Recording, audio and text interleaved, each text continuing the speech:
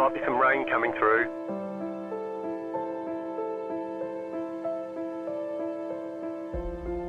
We expect rain soon.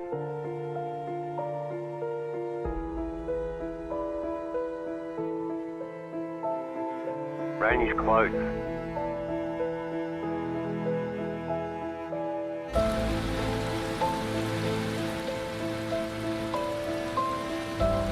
The session has been declared wet.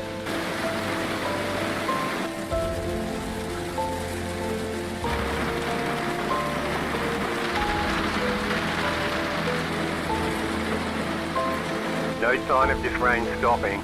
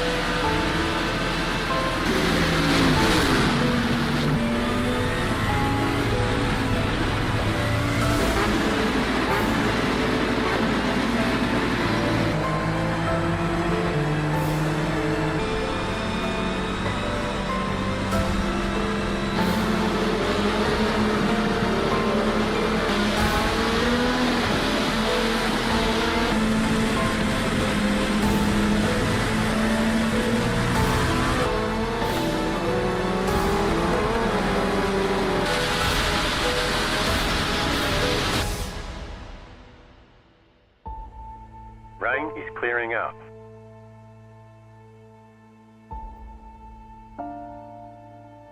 Rain should be gone for now. Nothing but sunshine all day.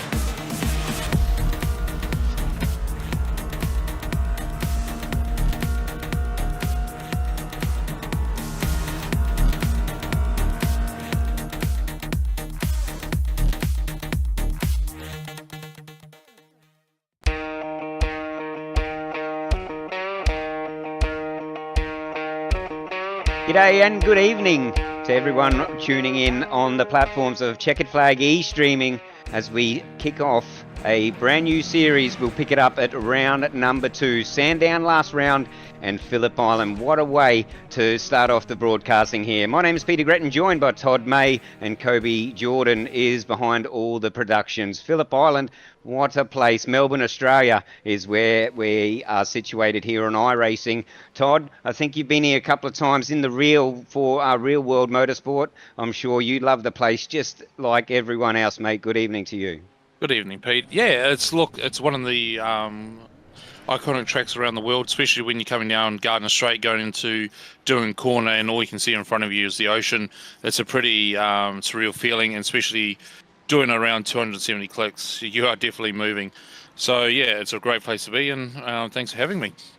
Oh, mate, it's going to be a cracking night, and I tell you, having a look at the names up and down in the practice session, we're going to be in for quite a show. Remember, this place was opened 1st of March 1928, and it was shut in 1952. But gladly, it's great that it reopened back in 1988, and you might as well say that all motorsport comes here. Obviously, Phillip Island. Most people associate Phillip Island GP with the MotoGP, and well, they put on a show, don't they? And you just pointed out, Todd, some of the places where we'll be watching Doohan Strait. You're going to see side-by-side action leading into Southern Loop. Watch for off-tracks down there. Across around Lukey Heights, down into MG, watch for dive bombs down around there. And the final corner, Todd, is where you got to get it right, don't you? Long straight, 260 kilometres an hour approach to that very fast right-hander. But well, we're going to be in for it. A great night of racing. 55 minutes. It's going to be a timed race. GT3s.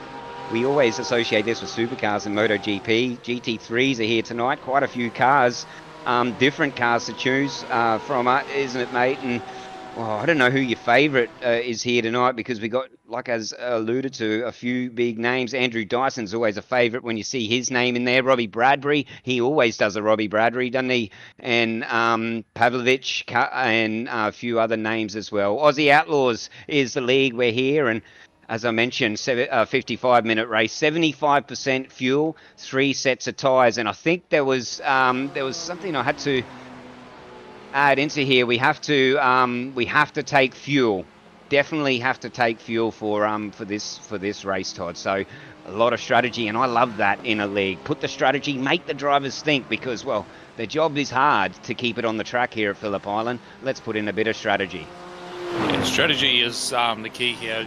Around here, you don't want to be burning up the tyres, because this is a high turning track with a lot of load through it. So if you're going to be very hard on the car at the beginning of the stint, you're going to pay for it in the back end. And especially with GT3 cars, they love the aero, they love high speed stuff. And so it's going to be very interesting to see how the strategy plays out over the evening. And hopefully we don't see any safety cars, but if we do see some safety cars, that will throw another mix into it. Or do you put on the safety car? You don't put on the safety car. So it's going to be very, very, very interesting to see how it all plays out.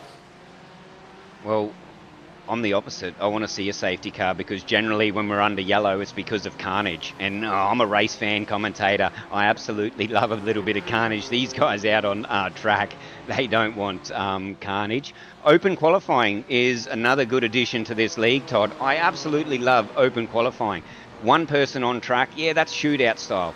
Put them all on track, get out of each other's way, be good to each other, obviously, and if you're smart enough and you've got a few team members, get that draft, because this track is draft dependent, and the people that use the draft wisely, not only in the qualifying but in the race, will you'll save fuel, and you'll be quicker, obviously, as some of the times are starting to come through now. Pringle's out on track, Foster, Butler, and a couple of other guys have starting to put down some times. And also, just make mention, apologies for the names in the totem. That was just a very last minute issue that we come across, and we didn't want to stuff around with any of the settings so close to going live.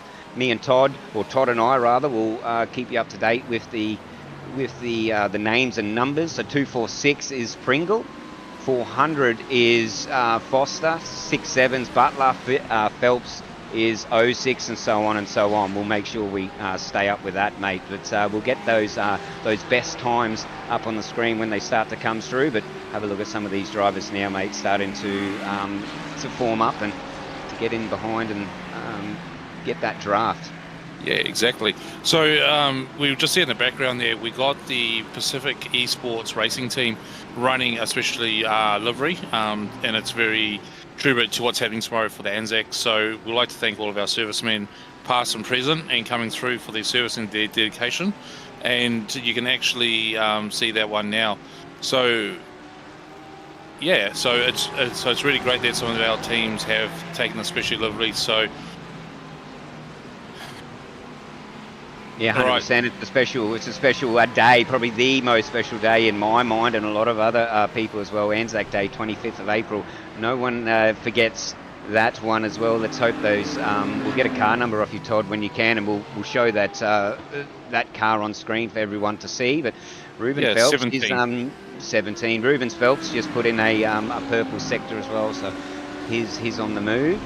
And Harry Dodds, look out for him. He's a fast guy, and here's this awesome livery here now, Todd. Well brought up. Anzac Day, nice Anzac Day camouflage. Yeah, and one thing I do like about esports, unlike in the real world, we've got team members all running all different types of cars to suit themselves. So it's really good to see one team running multiple cars. So tonight we'll be looking at the new Ferrari, which is a 296 GT3. We've also got the BMW M4 in the field. We've got my little favourite, which is the Porsche 911 GT3R. You've got the Audi, the workhorse of GT3 racing, and then you have the U-Boat, the Mercedes-Benz GT3. So those are the cars that we do have racing this evening. They're all beautifully presented cars, and let's hope some of them are missing a few body panels, Rubbing's racing, but we do want to see some nice cars finish as well there, Pete.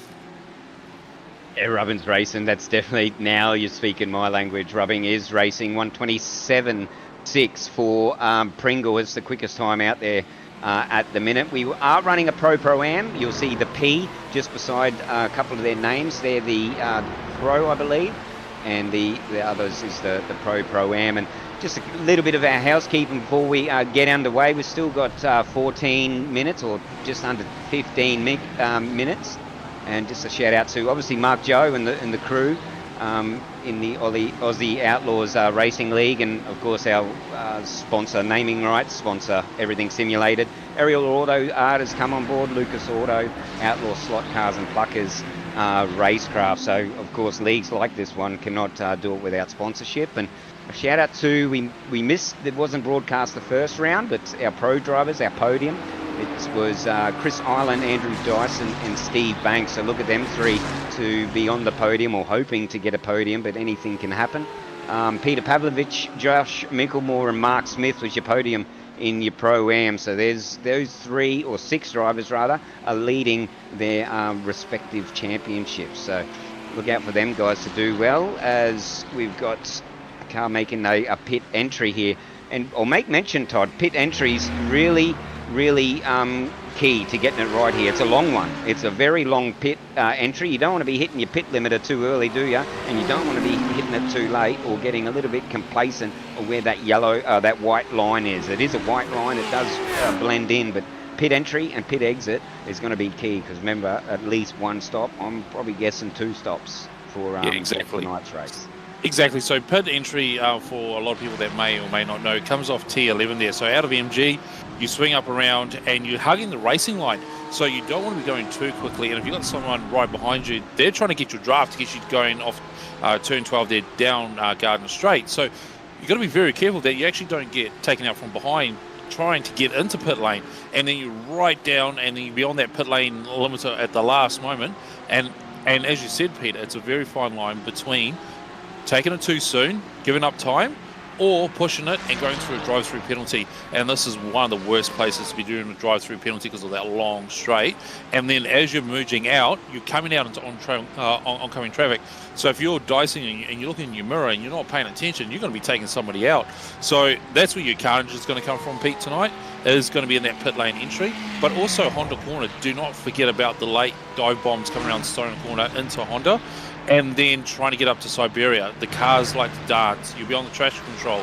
You're going to be running it wide, and she's going to be a handful. So we've got many places to keep our eyes on tonight, and let's hope the boys do give us something to talk about.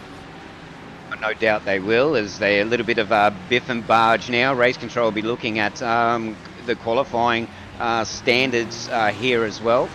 So, and one thing you just pointed out, just back on that pit lane, is I'm going to keep note just what pit exit are we using, because 2 pit exit here, the GP or the short. So if we're taking the long exit, now that is going to spit you straight into cars doing 260 Ks, as we alluded to as well. And the weather has been quite kind to the drivers there. I just noted the track temp was fairly low as well, and that always helps as race drivers as well, to have low track temps and get the rubber on the track. And well, these cars are going to be something to watch as well. I love the Audis, mate, but my favourite's probably the Ferrari. I just give a bit of a self-gloat there. My team and I, we come second in probably, I won't say what split, but second in the Bathurst 12-hour in one of them Ferraris 296. That was great. I only done minimum, but hey, I was a part of it. So, you know, come second in that Ferrari. So I'm a bit biased of why that's my favourite, is the times are starting to come in now. Yeah, so we just had Steve Banks roll up. He's just jumped out of nowhere and come into P2. Thomas Foster is sitting there. So between the first top 3 guys, you just got on 0.1 of a second. So she's pretty tight there. So that is really good. But, mate, getting back onto your split, it doesn't matter what split you are when you're doing the Bathurst 12-hour. As long as you can finish, mate, you're doing well. But if you can get up on the podium, that's even better. It doesn't matter if you're on split 1 or split 10. Mate, winning's winning, and you gave it a shot, and that's the most important thing. We have a look at some great cameras, as we've got some awesome cameras here today, and I think our producer's looking for someone on a flyer. Let's jump on board the an inside view, Coves, and our man here, Todd May, very knowledgeable around this track. Todd, talk us through a lap around Phillip Island. All right, so we're coming down into into the first turn here, and we're coming up around into the southern. So we're now hooking into the left. Now this is a very loaded corner for the vehicles. So we're coming up into Stacey corner, Stoner corner. So now we want to be getting the draft. And what you're trying to do is, if you've got a car in front of you, you're going to be trying to fake them, either trying to output them, or not you do that. You don't want one. to be doing that. He's pulled out of that lap and hit. You don't want to be doing that one. All right, so we'll take 2 Cobes. We'll find another vehicle that's on a scorch of a lap, and we'll try again. They always do that. So, but here, you're sitting behind a car so much as to sit in that draft, and you want to be coming out at the last moment. All right, so we're coming up at the back around here. We turn 7. We're coming up around the hay shed, and we're approaching Huki lights. So as you come down here, yep, and then you drop down into MG. This is where the car gets really unsettled. A lot of push or understeer will go through here, and you're going to come onto T11 here. So if you just look to the left here, there's your pit lane entry. So you want to be getting there at the last moment. And here you do into T3. You want to hug this corner and let the car slide, but you don't want to get into the grass. If you get into the grass, you're losing time. So we've got a nice exit down here. Come down Gardner Straight into Doonan corner. And watch the side-by-side action around here too, folks that are watching along at home. And Todd will be watching the comments, and we'll try and stay interactive. So welcome to all the new watchers or viewers, and of course share it around and hit the like and follow button. It's been a little bit of time out of the seat for me, but I'll get the rhythm back. And 1:27.3 from Pringle is the time, and Jason Martin, the first of the Pro-Ams, is down in P5. Good to see a couple of them Pro-Ams up there. Mark Foster's also in the top 10-ish position. So is Stevie Dubb. So we'll have to watch some of them guys move. It's always good to see the lower class in and amongst the faster guys, but just a few names just to point out there as look at these Porsches. They're sort of a favourite of mine until they went to this car. The Cup car was a driver's car in my mind, so I would have liked to see them stick to that one, but we've got to stay with the times, and iRacing has done really well to keep up with the times in adapting. So how good's iRacing? Get onto them, iRacing.com. 7 minutes to go in quali, Todd, and these guys are just starting to work together now, I think, and the times will keep going and keep coming in.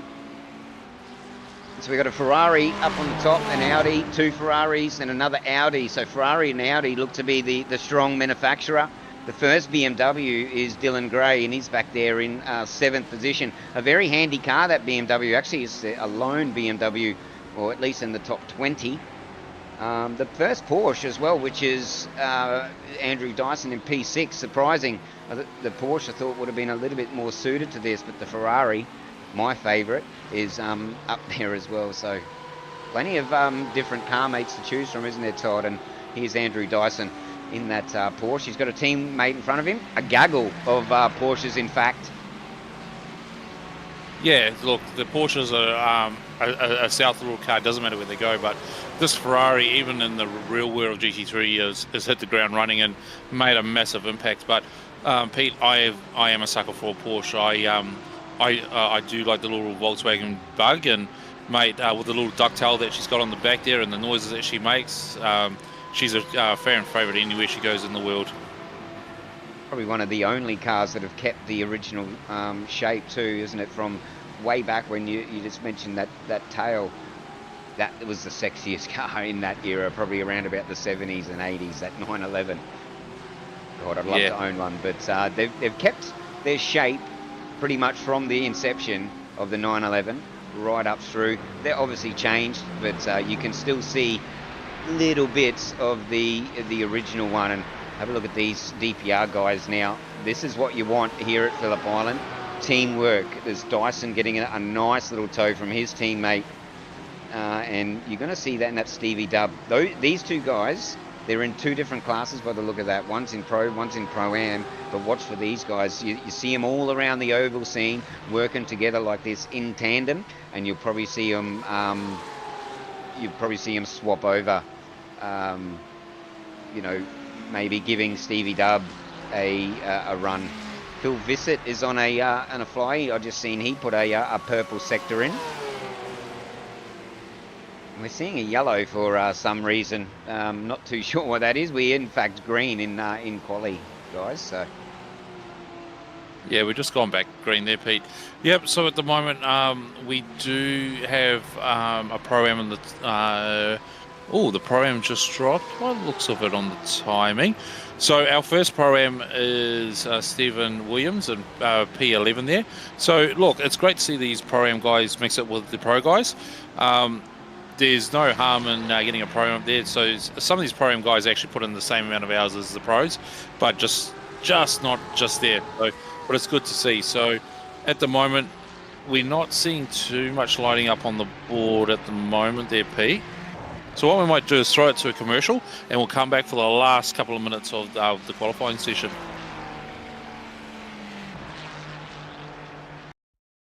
Racing isn't easy, but experiencing it is. iRacing puts you in the driver's seat with the industry's leading sim racing game. Drive on laser scan replicas of the greatest racing circuits from around the world. Go head-to-head against other drivers chosen by skill-based matchmaking to ensure competitive racing at every level. Compete across all your favorite series. In officially licensed cars, engineered to deliver the most accurate driving experience possible.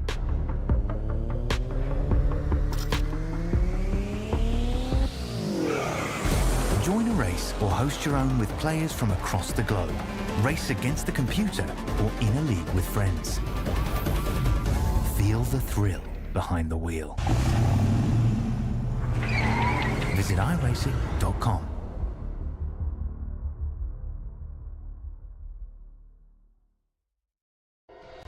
You went, you served, and forged the relationships that only being baptized in the fire of combat can develop. At FallInVeteran.com, we understand the unique bond that veterans share. That's why we've created a platform where you can connect, share experiences, and build lifelong friendships with fellow veterans. Signing up is easy. Simply visit www.fall-in-veteran.com and create your profile. Customize it to reflect your military service, interests, and hobbies. FallInVeteran.com is more than just an online community. It's a support network where you can find resources, advice, and encouragement from those who understand what you've been through. Whether you're looking for camaraderie, mentorship, or simply a place to share your stories, FallInVeteran.com has it all. Join thousands of veterans who have already found their tribe and start connecting today. FallInVeteran.com. Come join us and experience the power of community. Sign up now at www.fall-in-veteran.com.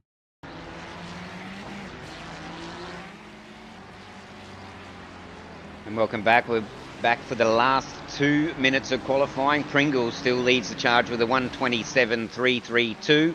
127.367 for Martin. Remember, he's a Pro-Am, so he may even get the bump back with rounds to go. 127.483 for Banks. That's your top three provisional qualifying standings at the minute. And remember, you don't really get that many goes at this because it's such a long lap. Probably, so you're probably looking, if you're not on a fly now, get back in, lower your fuel, put some green boots on, and go again with 1 minute to go. And those times, they're going to be close throughout. But here at a track like this, I don't think qualifying, apart from getting out of the mess at the start, especially with a 55-minute race, Todd, is not that important. You'll go into the race with a lot more confidence being P1, I suppose, and you'll be out of the mess. But it's not, the drivers can not be so disheartened if they're probably running mid-pack. Those guys that are up the front are probably going to be the sort of the pioneer,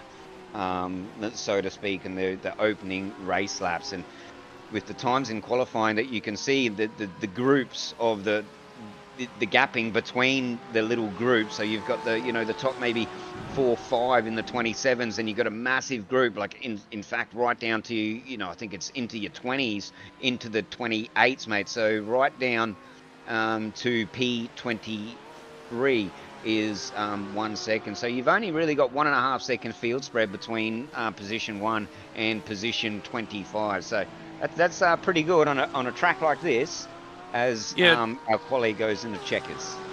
Yeah, it is. And as you said, Pete, it's nice to be out the front. You get the clean air.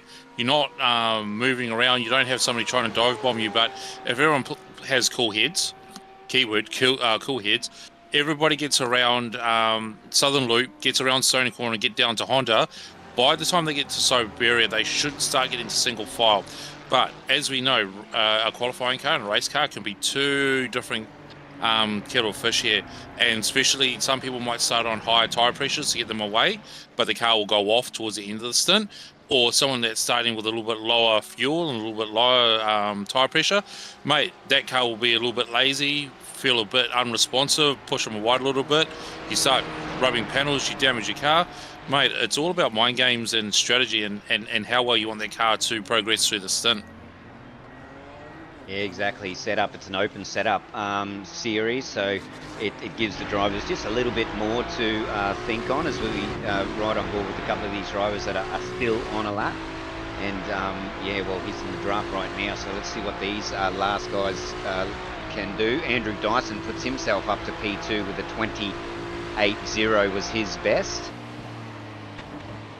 Yep. And Blake Fitz, he's also on a one as well. They've all pulled out, and well, we're just about to get a race start here, Todd. And I think our best lap time is 28.0. I think that's I think they just slipped away. I think we were in the 27s. It was reading before, but we'll get them little niggles out of the way. And again, shout out to our sponsors, Everything Simulated. We can see you in the comments, mate. Keep on commenting. And yeah, it's great to be here. And the race is going to be an absolute killer here at Phillip Island. Aerial Auto Art, Adam does a good job. Lucas Oil, Outlaw Slot Cars and Pluckers Racecraft. And of course, Mark Joe does an awesome job behind the scenes. It's a loveless job, isn't it? Putting on a series like this, but he does a great job at it. Yeah. So just having a quick look at the weather for everyone. So it's going to be mostly overcast for this race, so no rain going to be part of it. So we're going to be clear weather at 23 degrees. So it's going to be a really, really good race. So unfortunately, we're not going to get the weather to play in a factor, but it's going to be clear, and that's the main thing.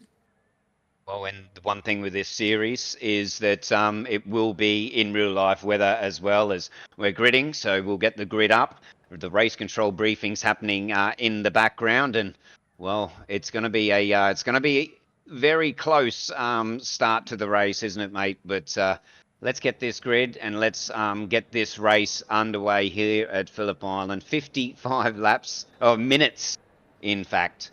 Jason Pringle and Jason Martin, those two guys, they'll have the front row. They'll be the pioneers into turn 1. 27.2 was that pole position lap. Row number 2, Steve Banks and Thomas Foster in that 400 machine. Bradbury and Bissett will have row number 3. Williams, Dyson. So Dyson, in fact, was P4. I thought he put himself up there. I'm not too sure. I thought I seen him up there in second. It could have been on my end. Brad Cooper and Dylan Gray. Dylan Gray's a 3,500 iRacing driver, so look for him to move up. Blake Fitz and Harry Dodds, they'll share the rows side by side. Foster and Williams in row 7. Back to Ruben Phelps, who's another driver to watch, and Scotty Lefebvre in the 66 machine. Peter Pavlovich in 216 and Philip Butler. They'll start up in row number 9. Josh Mickelmore and James Lawrence will have row number 10. Heaps of cars here today. Luke Georgeson and Phil Otto will have row 11. Row 12, they'll line up Drady and Fenley. Brad Fenley's a good driver, 3,000 I rating. Watch him to move up. And Bobby Moe and Greg Spencer, they'll line up on row number 13. There's Adam Ariel, one of our sponsors here. He'll line up alongside Gary Wellman in row number 14. Row 15, Carl Withy steps outside from outside the mic. Brett Campbell will row up beside him. Tristan Koch and Mark Johansson. There's our league organiser. Watch him to move forward. Also served in the Defence Force as well. So this day tomorrow, Anzac Day, will be something special for him, as it'll be special to everyone, mate. But we're on the rolling start as it is here for GT3, and I'll tell you, that pace car, that Porsche, he wants to take off, mate, isn't it? It looks like a very fast outlap, Todd, but he's pulled off now. Here we go. Pringle Martin comes around the final corner. 55 minutes, everything simulated. GT3 eSeries, thanks to everything simulated. Thanks to Mark Joe here at Aussie Outlaws. It's up to him. When it's green, we're going to go. Watch these cars file away, and what happens here at Phillip Island, they'll fan out. Here we go. It's gone green, and they fan out in the middle. 1, 2, 3 wide. It all looks good. We got all cars off and away, nice and clean. Pringle, Martin, Banks, Foster, Bradbury, a little bit of mixing up down there, but what a start from Pringle. We got a car off. We got, I think, Harry Dodds involved in an incident. Big incident. A little bit further back, 3, 4 cars involved. I wonder if we'll get an early safety car, but what a start from Pringle.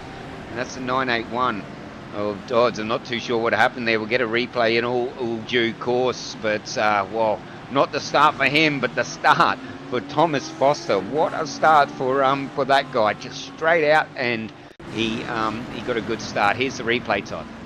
Yep, so doing corner and going down to Southern Loop did not fail to disappoint.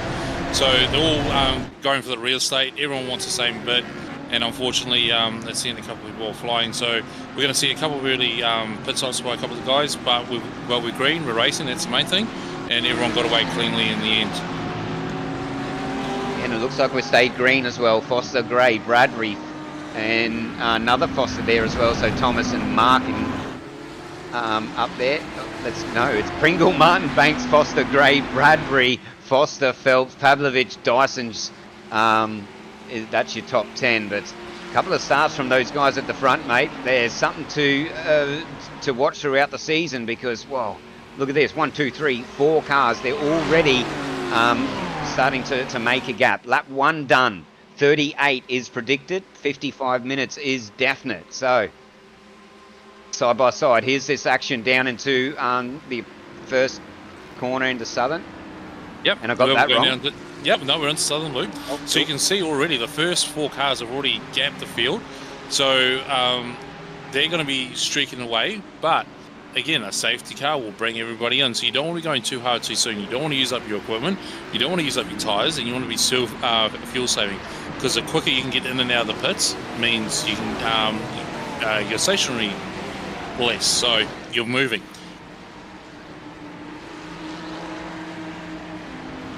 All right. So the front 4 cars have stayed a status quo there. We have got a few of the gaps panning out.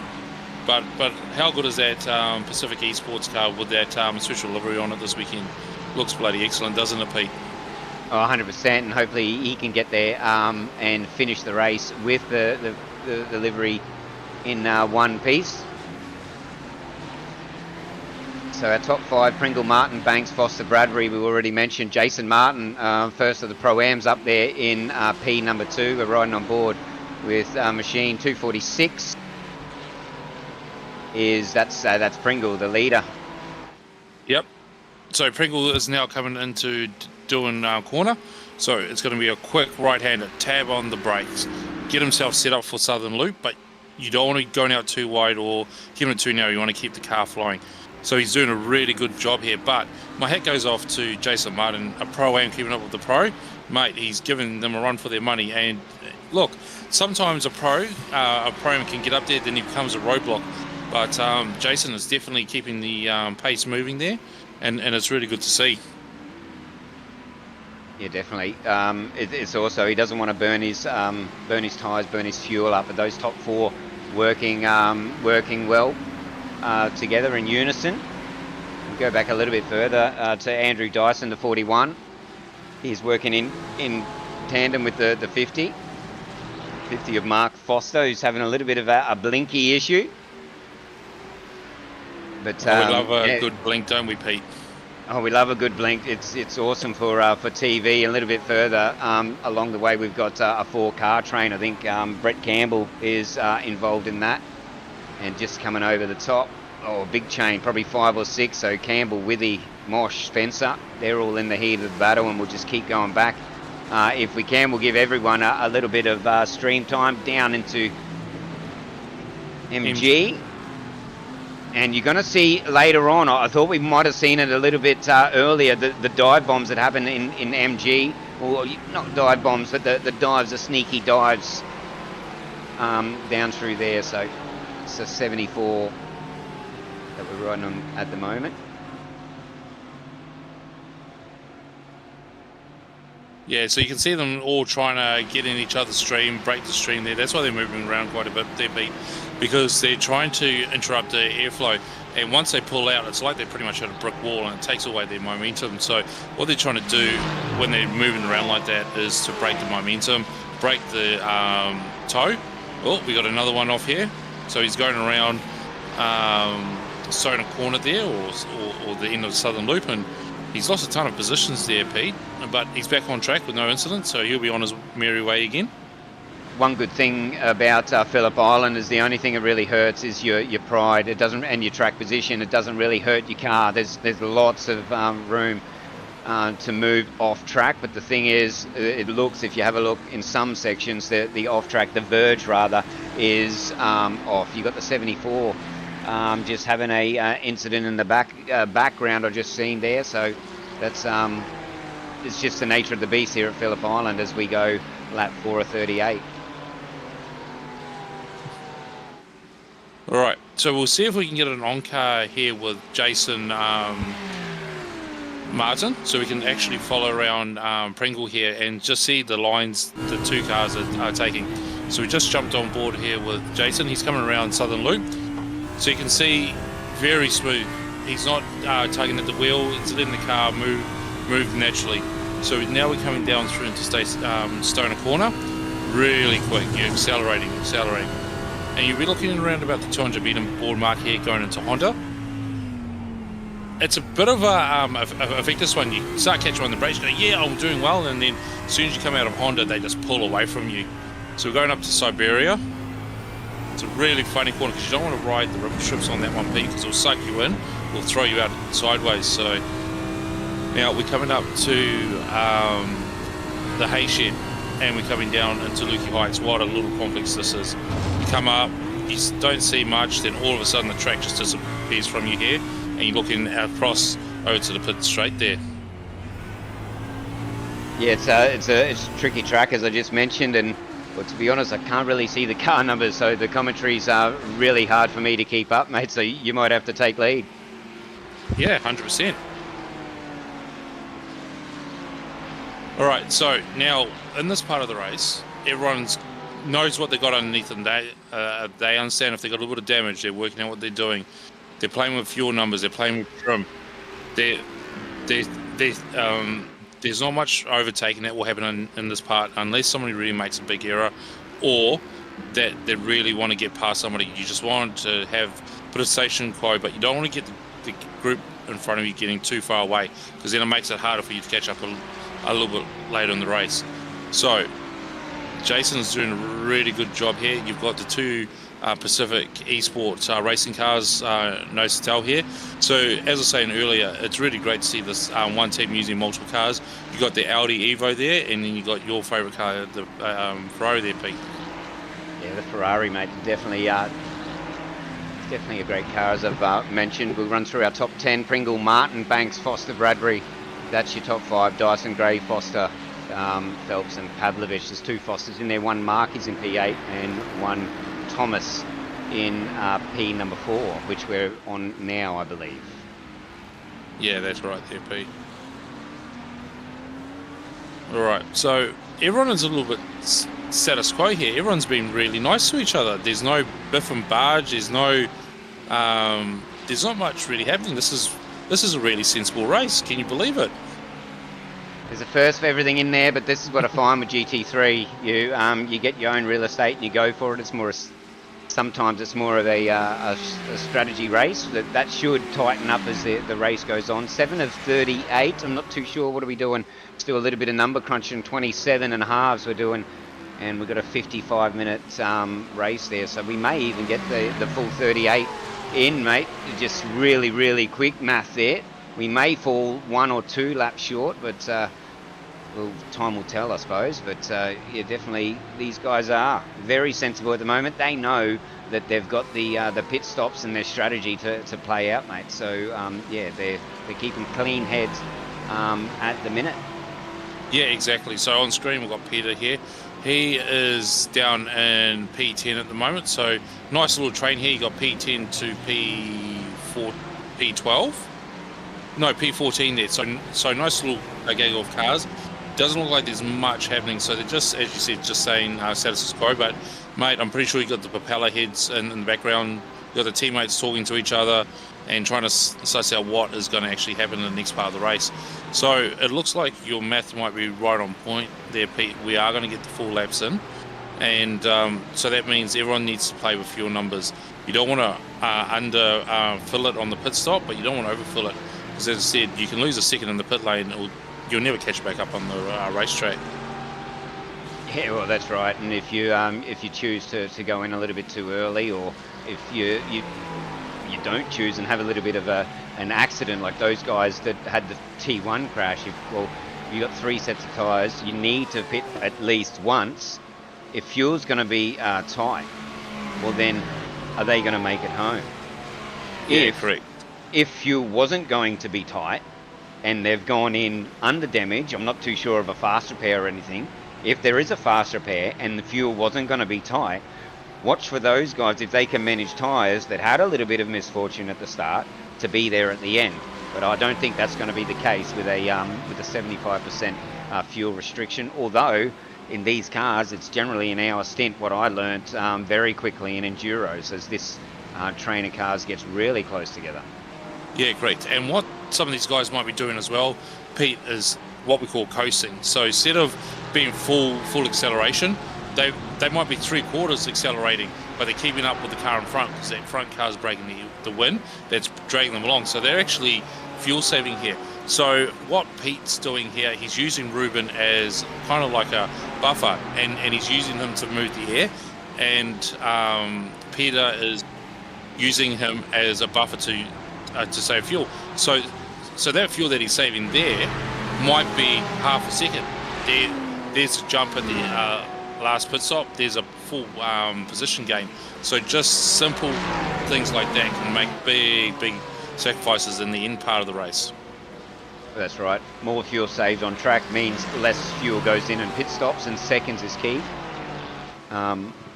Second is key as what are we, lap 9 of 38, so we've still got a fair chunk of this race to go, and it's still Pringle. He was out there from the start, and he continued. Last lap was a 28.276, so definitely quickest around, and most of the other guys are doing 28.4s, 28.5, so a clear 4/10 from the field just in lap speed.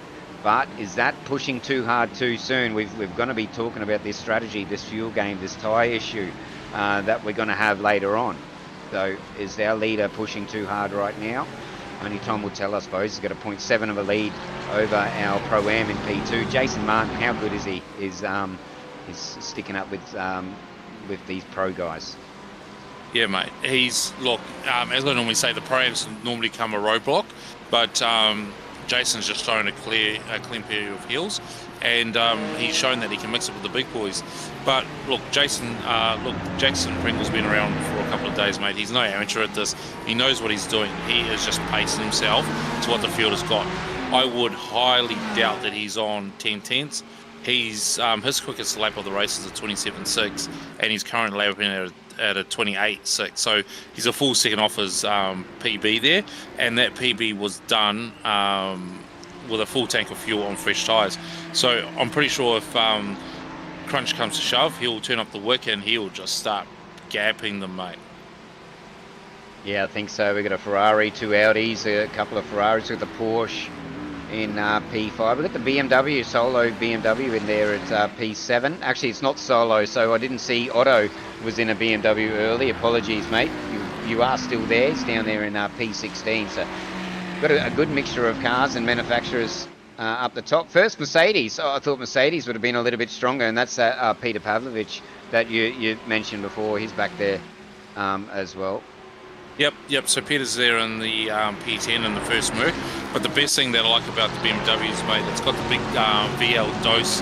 When you're going down the straight and you jump off the accelerator, it does a big VL dose surge through the turbo. So it sounds like we're going down Log-On Street again on a Friday night, mate, back in the early 2000s. I don't get that reference being a Queenslander, but hey, let's run with it. I'm sure it was maybe a hot spot back in the day. Yep. So it was a hot spot here in Melbourne. So it's all the boys got their V8s out and doing the massive turbo doses. So the M4 is right at home here in Melbourne.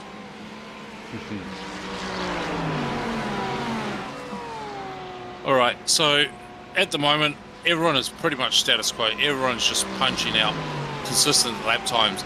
Look, as we talked about it, Jackson Pringle just knocked out at 28.2. You got Jason Martin knocking out at 28.5, and then you got Stephen Banksy, or Banksies as he likes to be called. He just pumped out at 28.3. So the top, call it 4 guys and lapping around the 28. But Jason Dyson just ripped out at 27.6, so he's pulling finger and thinks it's time for him to start making a move. Yeah, well, Dyson is one of them DPR guys, mate, so look for him, and he's in the draft as well, or is he going to show the nose? So he's getting a little bit impatient, so I think you're right there, mate. Is Dyson going to make a move? You just seen a little show the nose there. Was that just a little bit of gameplay to say, hey mate, I'm still here. I might just be sitting here, but I'm ready to pounce if you make a mistake, and that's what you want to do. You want to capitalise over other people's mistakes. He says just a puff of a dust up ahead. I think that may have been Banks, but he's right there to pounce. But the Porsche just dropped off a little bit there, mate. I'm not too sure. I think they're probably using the iRacing balance of power, so I'm not too sure what that is here today. So he was right up on the back of him, but he's just dropped off the back of the pair of Ferraris up ahead. Yes, yeah. So with the Porsche Peak, she's naturally aspirated, so that means she doesn't have any turbo aids or anything else, and that means she doesn't have any forced induction where the Ferrari and the BMW is all doing that. But just looking quickly back down the field, we're getting some pretty big action here with Peter, and we just had an accident. So if we want to click over to that one there, Cobes, there we go. So Stephen Wills just got into the back of Peter there in the Merc, and around she went. So Cobes will load us up a replay in the moment. Here we go. So coming down into Southern Loop, and just got a little bit too greedy and kissed the back end of it, and around she goes. I think all that was there. He's probably been following it for a long time, and this is painful, isn't it? Waiting for a few cars to pass, but I think he's watched him lap in, lap out, and he's probably just made a little lapse in concentration there, and probably hit the brake a little bit too late, and into the rear, and well, he went around, not the car he went into the back. So I wonder if the car that he went into the back might have a bit of aero damage now, and I suppose he'd be talking to his guys on the sideline saying, hey mate, my car feels good, what are we going? So those guys have been watching lap speed as well as Stevie Dub. I think he went in relatively soft, mate, but these cars, these GT3 cars, can be here we go, down the inside. Yeah, we just had it. Dyson. So he's got that move done, gets a little bit of a return serve. You watch the crisscross here, and did you go too early? You can go too early and then you get the crisscross. He's covered that, did Dyson. I knew he was going to make a move because he was right up on him. He dropped off and then he is back up on him. But watch this Ferrari down the straight. Or you can make a move here if you want. Yep, a little bit of contact, nearly. Look how close they get, Todd. But have a look. So they're going around the final sector of the track. No, this is Lukey Heights. Yep. So he was actually lapping that up about a half a lap before. That move started back at Honda the lap before, and he was just stalking them like a cat on prey, mate, and he made his move down into the southern loop, so it's quite a nice move. But unfortunately there with Stephen Banks, he just tried to get a bit too greedy, and it's now cost him. So yeah, so it is just how it happens sometimes. I wonder if something's happened to Banks as well, because he was working well, not Banks rather, Foster, because he was right up there on the back with Banks, and then now he's just dropped right off with that little bit of a tussle with Dyson. I wonder if he's got a little bit of damage as Banks now just moves out of the draft, tries to do a little bit of weaving with Daiso. So Daiso was one of the names I mentioned at the top, mate, that he's a winner in pretty much everything he jumps in, and he's starting to push through now, so up to P4. Yeah, exactly. So just seeing Daiso there come through southern loop and all locked up and getting it sideways. So he's got the eyes on. He's after Banksy. So the Porsche may have dropped a bit of fuel. It's come back into the window. It's looked after its eyes, and as you said a little bit earlier, Pete, he's thinking it's time to go now. He's had enough time of following. He just wants to get the foot down and get that fresh air again. On Werns, I can see one of the first to pit, lap 14 rather, so 24 laps to go. So was that for damage, or was that for a little bit of strategy, the undercut? Long stop here, so we may see if this is for a strategy call. We may see a few in, and as I ask, it is received. There's another 3 cars in there as well. So let's have a look, see if we see more guys that are doing the short, long stint.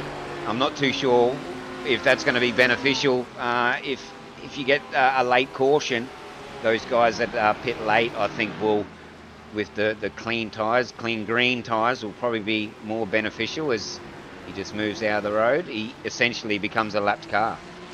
Yeah, so he's just making room for the leader. He doesn't want to interrupt the leader's pace.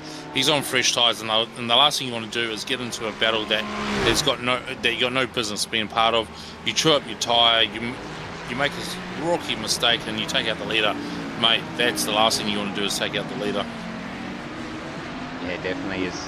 Dyson now is really starting to put the pressure on Banks. We've seen that move. Is he going to mirror that move? Let's jump on board with him. He's got a good exit.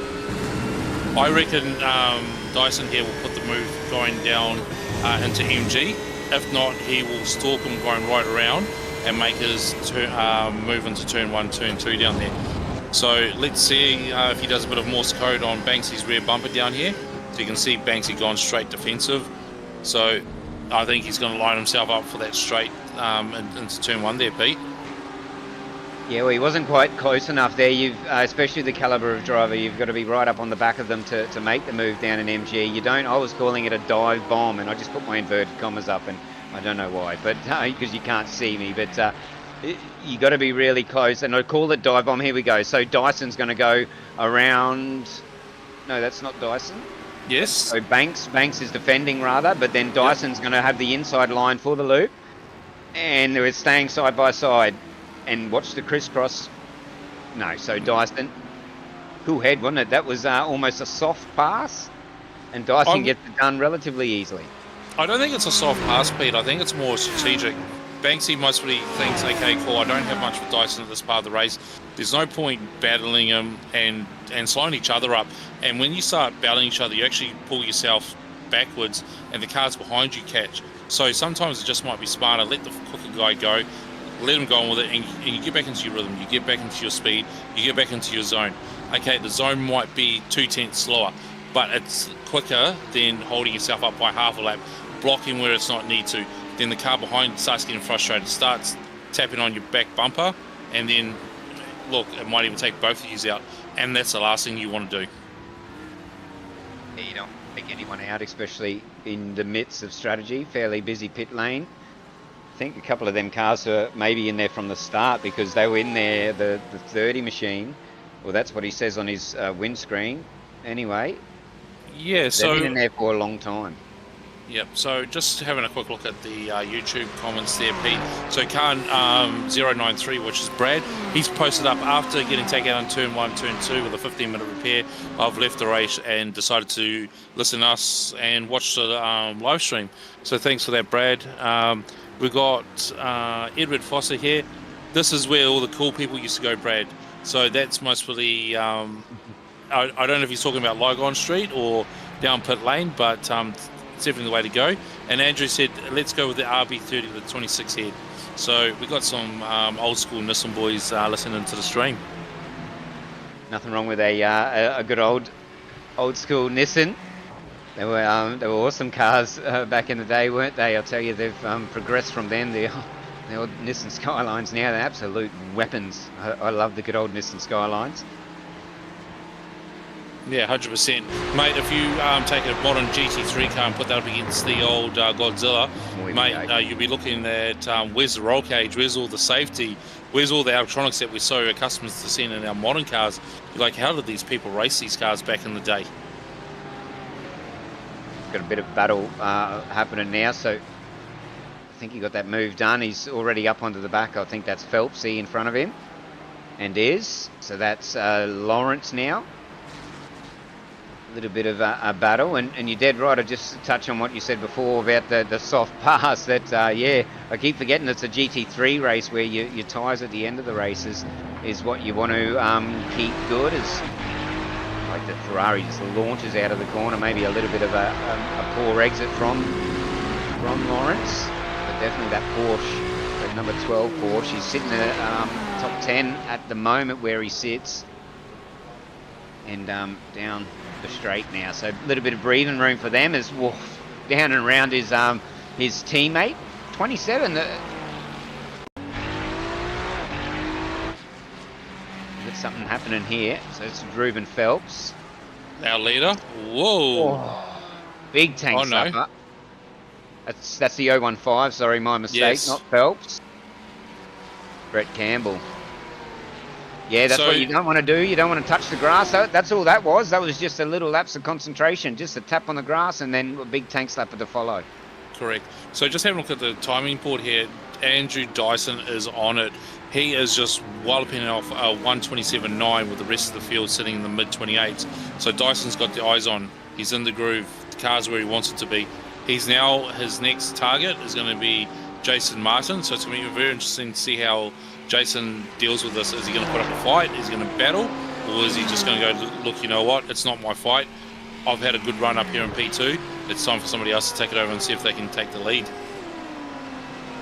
It's a cool, calm, collected type of fella. He probably knows what he's capable of, or definitely knows what he's capable of. Does he know what the car's tyres are capable of? And our track conditions are pretty fair for the drivers as well. So he'll be watching that progress over the course of the race. But definitely on fire, isn't he? He's the fastest guy out there by some margin, 0.4 of a second, in fact. And pushing on. So lap 19 of 38 is officially the halfway mark. We'll probably see some of the guys making their strategy if they go on the 50-50. Yeah. So what we might do here, Pete, we might go for a break. So that means we can come back and get ready for the next cycle of pit stops, and we can get right back into it.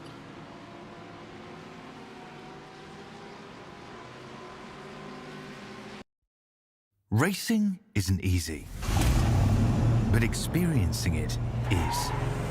iRacing puts you in the driver's seat with the industry's leading sim racing game. Drive on laser scan replicas of the greatest racing circuits from around the world. Go head to head against other drivers chosen by skill-based matchmaking to ensure competitive racing at every level. Compete across all your favorite series. In officially licensed cars, engineered to deliver the most accurate driving experience possible.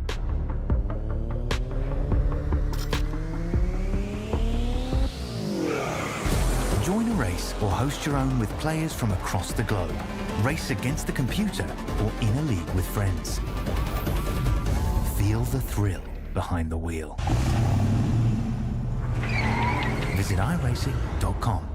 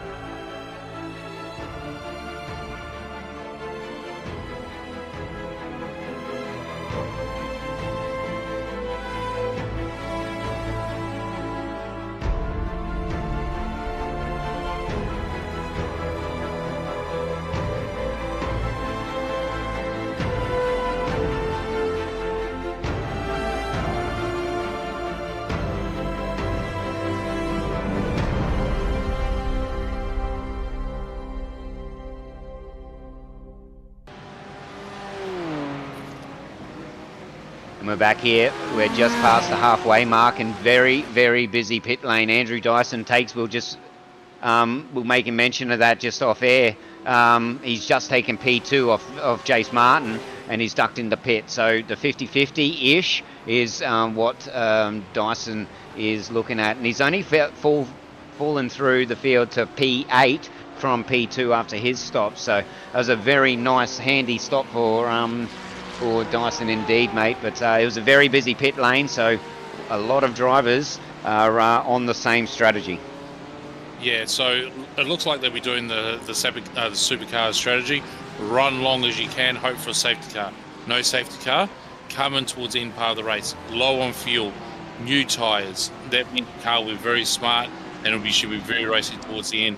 So just looking through at the moment, we've got a couple more cars in there. It looked like the scoring board's got Robbie Bradwood in P1 at the moment, so we'll see what's just happened there.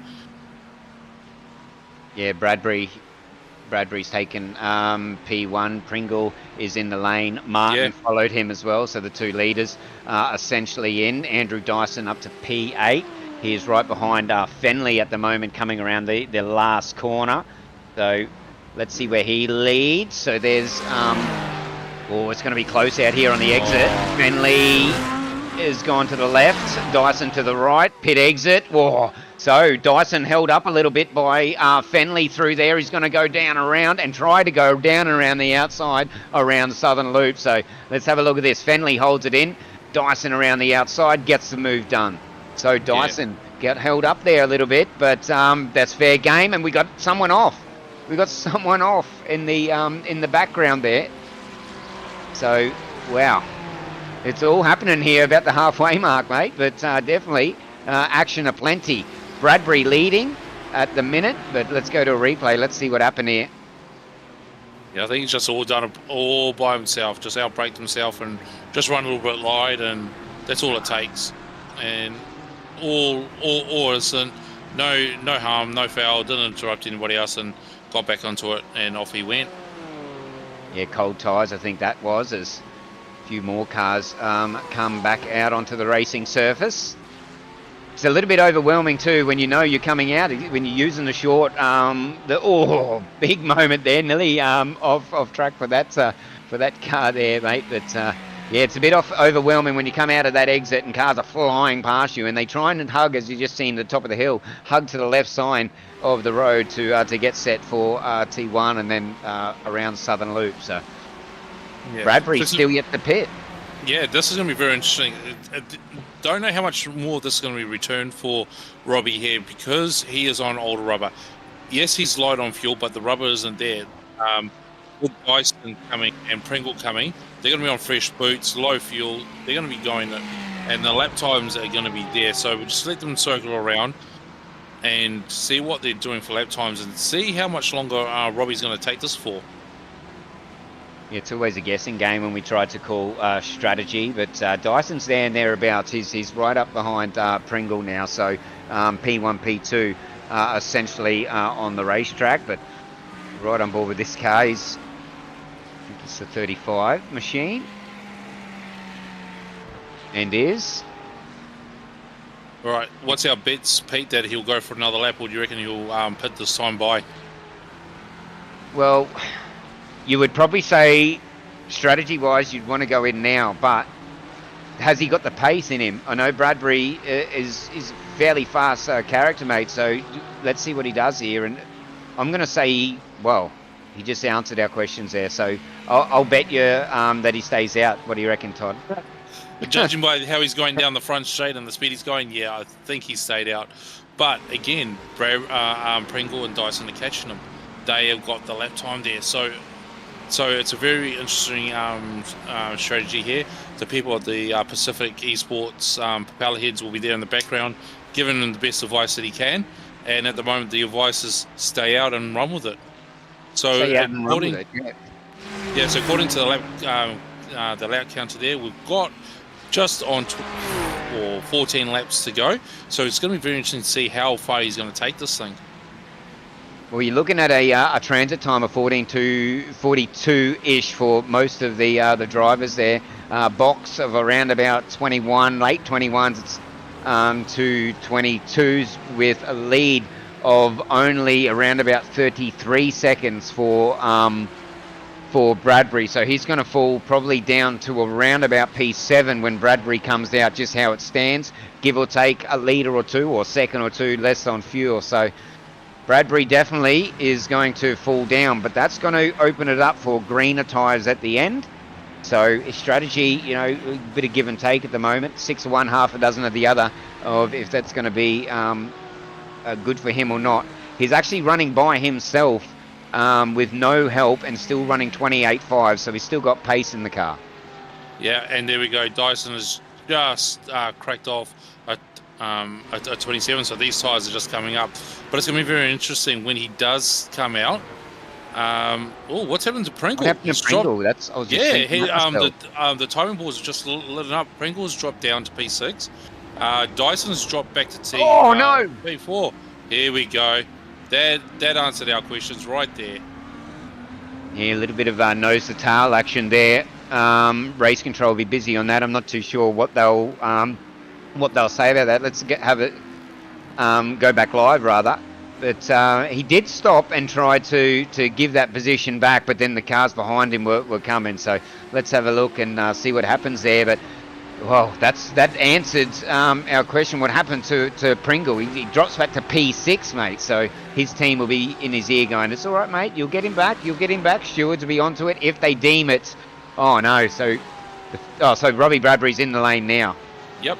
And Stephen Banks, his teammate, is only 36 seconds behind.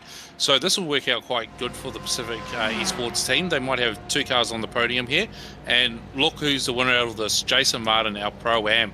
He will sneak up into P2. Look at this. And he went into the lane the same lap as Pringle as well. So he's on a winning strategy as it is. But remember, Dyson in the 41, still moving up. Probably the most time I've ever mentioned that surname in a broadcast is Dyson, Dyson. But when you got pace like that fella, then you talk about it. But it's going to see what happens and pans out. Dyson looks like he may be slowing down to redress that position if we can jump to him when we can, because the gap between them two, he is redressing the position. You can clearly see. Or is my eyes playing tricks on me? All right, so Bradbury's just come out of the lane. He's now P4. So he's got a fresh set of boots on. So let's see if he can light up our timing boards. He is about 3.5 seconds behind Foster at the moment. So they're both in Ferraris, very similar cars, but look what's on top. The Audis, mate. They've come out of nowhere. The Ferrari was dominating in qualifying, dominating the first part of the race. Dyson and the Porsche has come through and was going to light up the timing boards, and unfortunately Pringle and Dyson got together, and now it's the Lambos and the Ferrari. Oh, sorry, the Audis and the Ferraris. Yeah, the Audis, they did come from nowhere, didn't they? But Banks and Martin. Martin is probably one of the favourites now. He's on the strategy and he's pushing on, and he's 0.3 of a second off leading this race.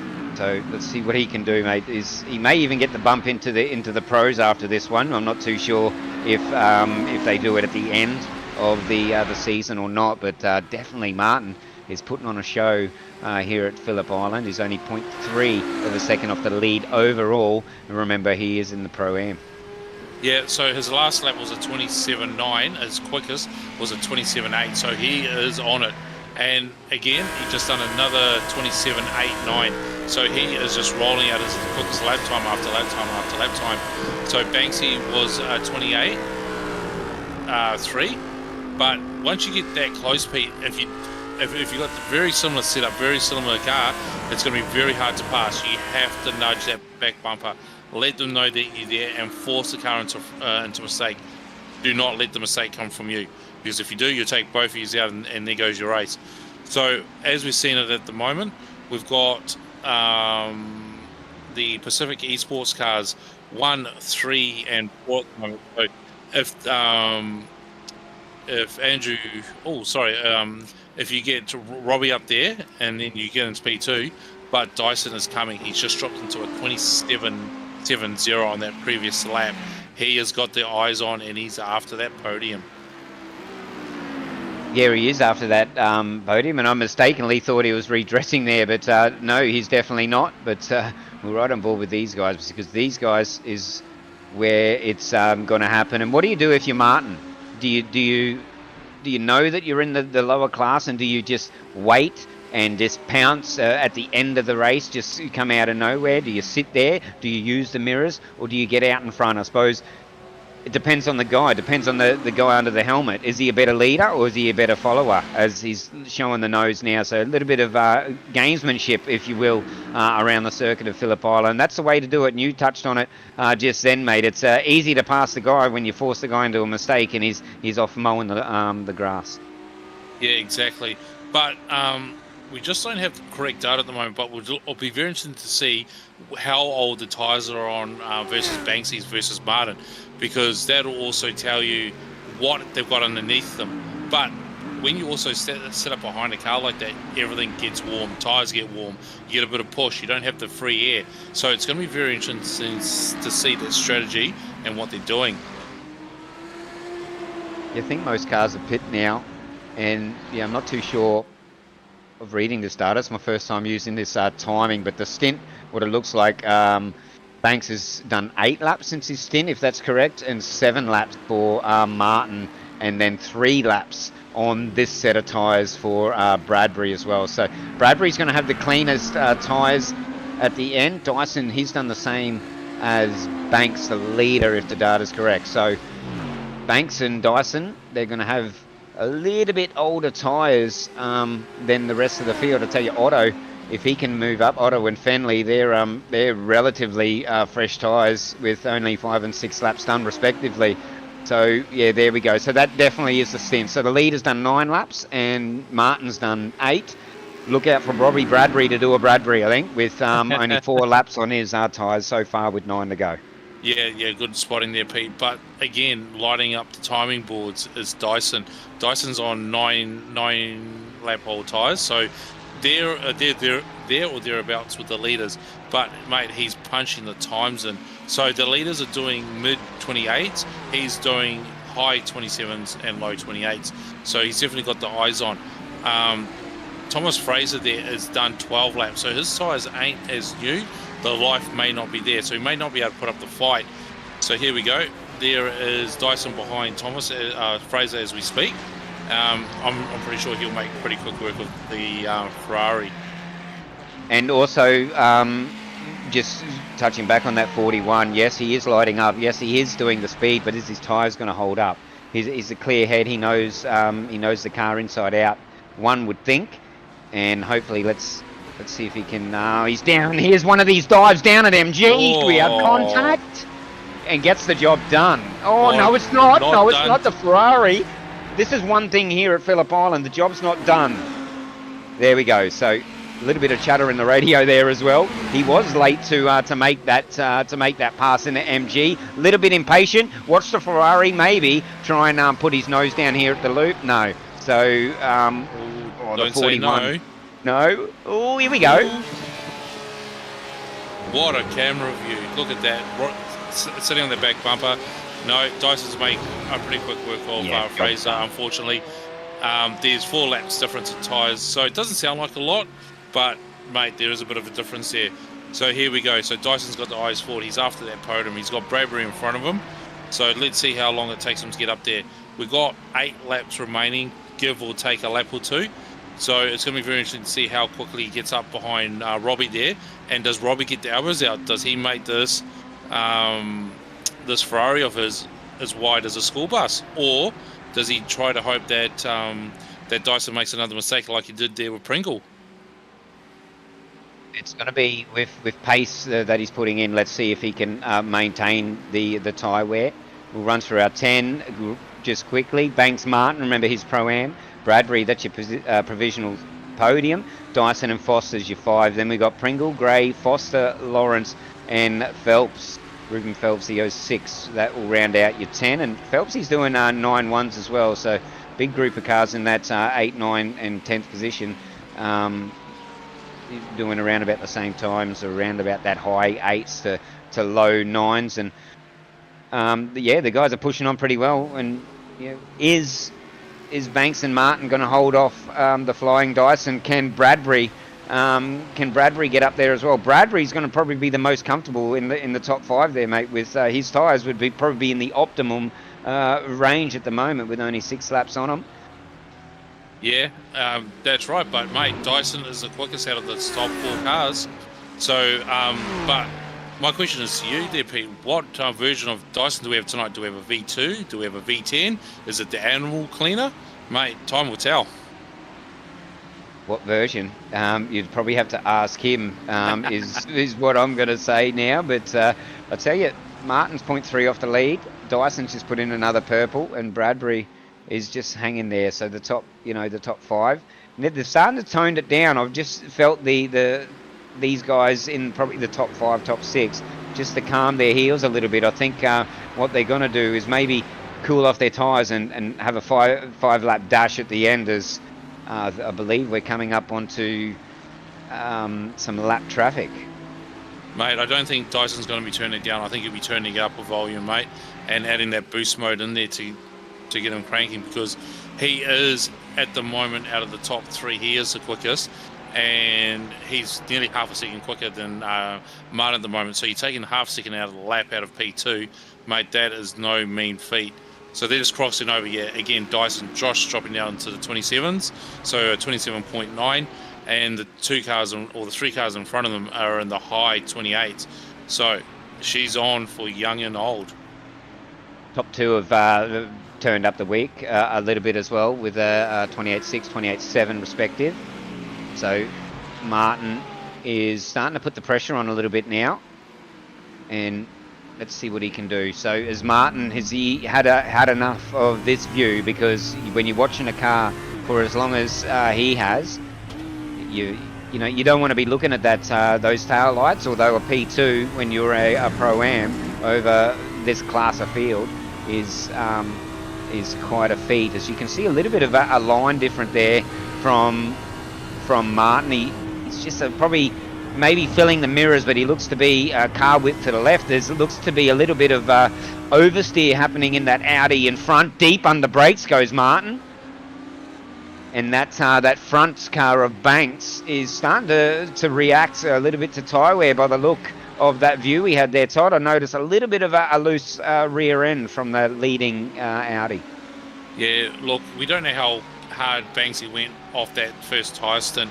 So here we go. We've got the top 5 cars going down Gardner Straight. So they're all suddenly getting the same frame. So we just completed lap 30, or we're on lap 33 now out of a predicted 38. So time is counting down. How long does Martin wait? Does he go, cool, I'm happy with P2, I'll take the Pro-Am win? Or does he want to take the spoils, take the girls, take the champagne and take it all, and see himself hanging out the side of Siberia? 28.3, 28.3, 28.2. That's your top 3. So Bradbury's turned on the wig. 28.2, 3.8. Oh, he's getting close now. Is Martin on the back of Banks. So Bradbury now is starting to use his tyres. 5 laps to go. Bradbury has got a little bit of a gap. What's he sitting? 1.7 seconds off that leader. And he's got the tyres to do it. Does he have the pace?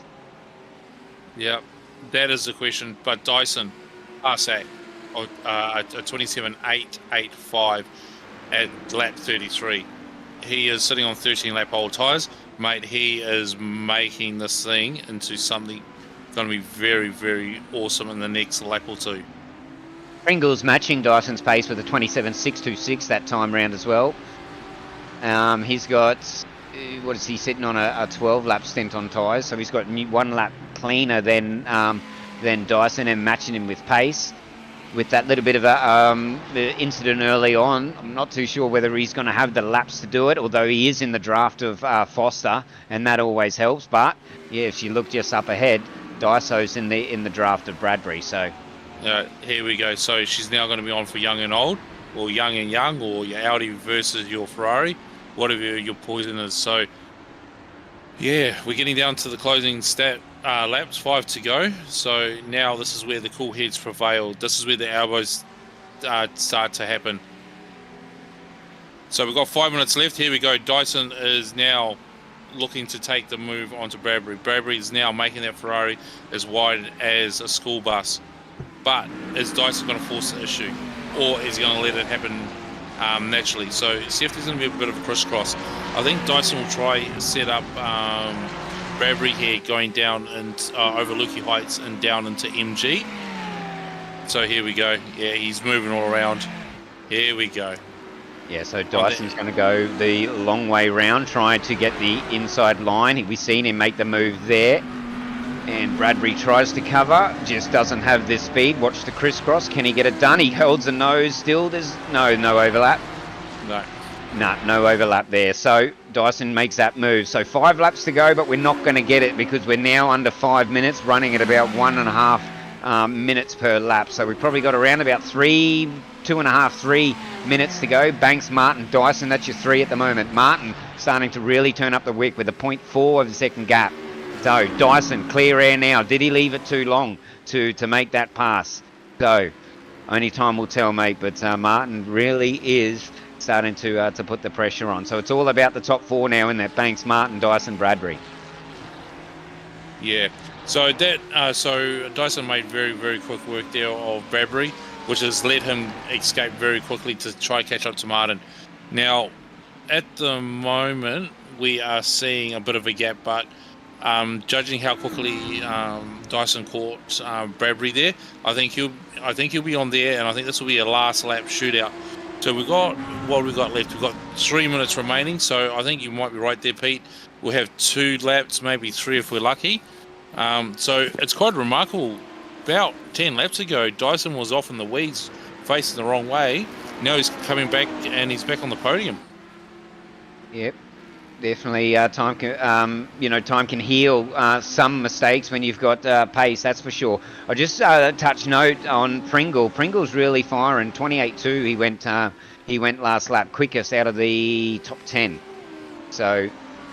Pringle started, yeah, there we go. He was starting to put the pressure on. He was right up the back. I was just watching a few corners before. He's just dropped off a little bit. He's in the draft down doing straight, but I suppose he's cooled down now. But it's a race. What could have been for Pringle, and that's racing. It's the way that what happens, and he's trying to get into the top 5 now. That's probably his aim, is he's right up onto the back. We're probably going to see a move maybe down in MG. We've seen all the moves there. We said it at the top of the broadcast that that's going to be one of the places to look out for.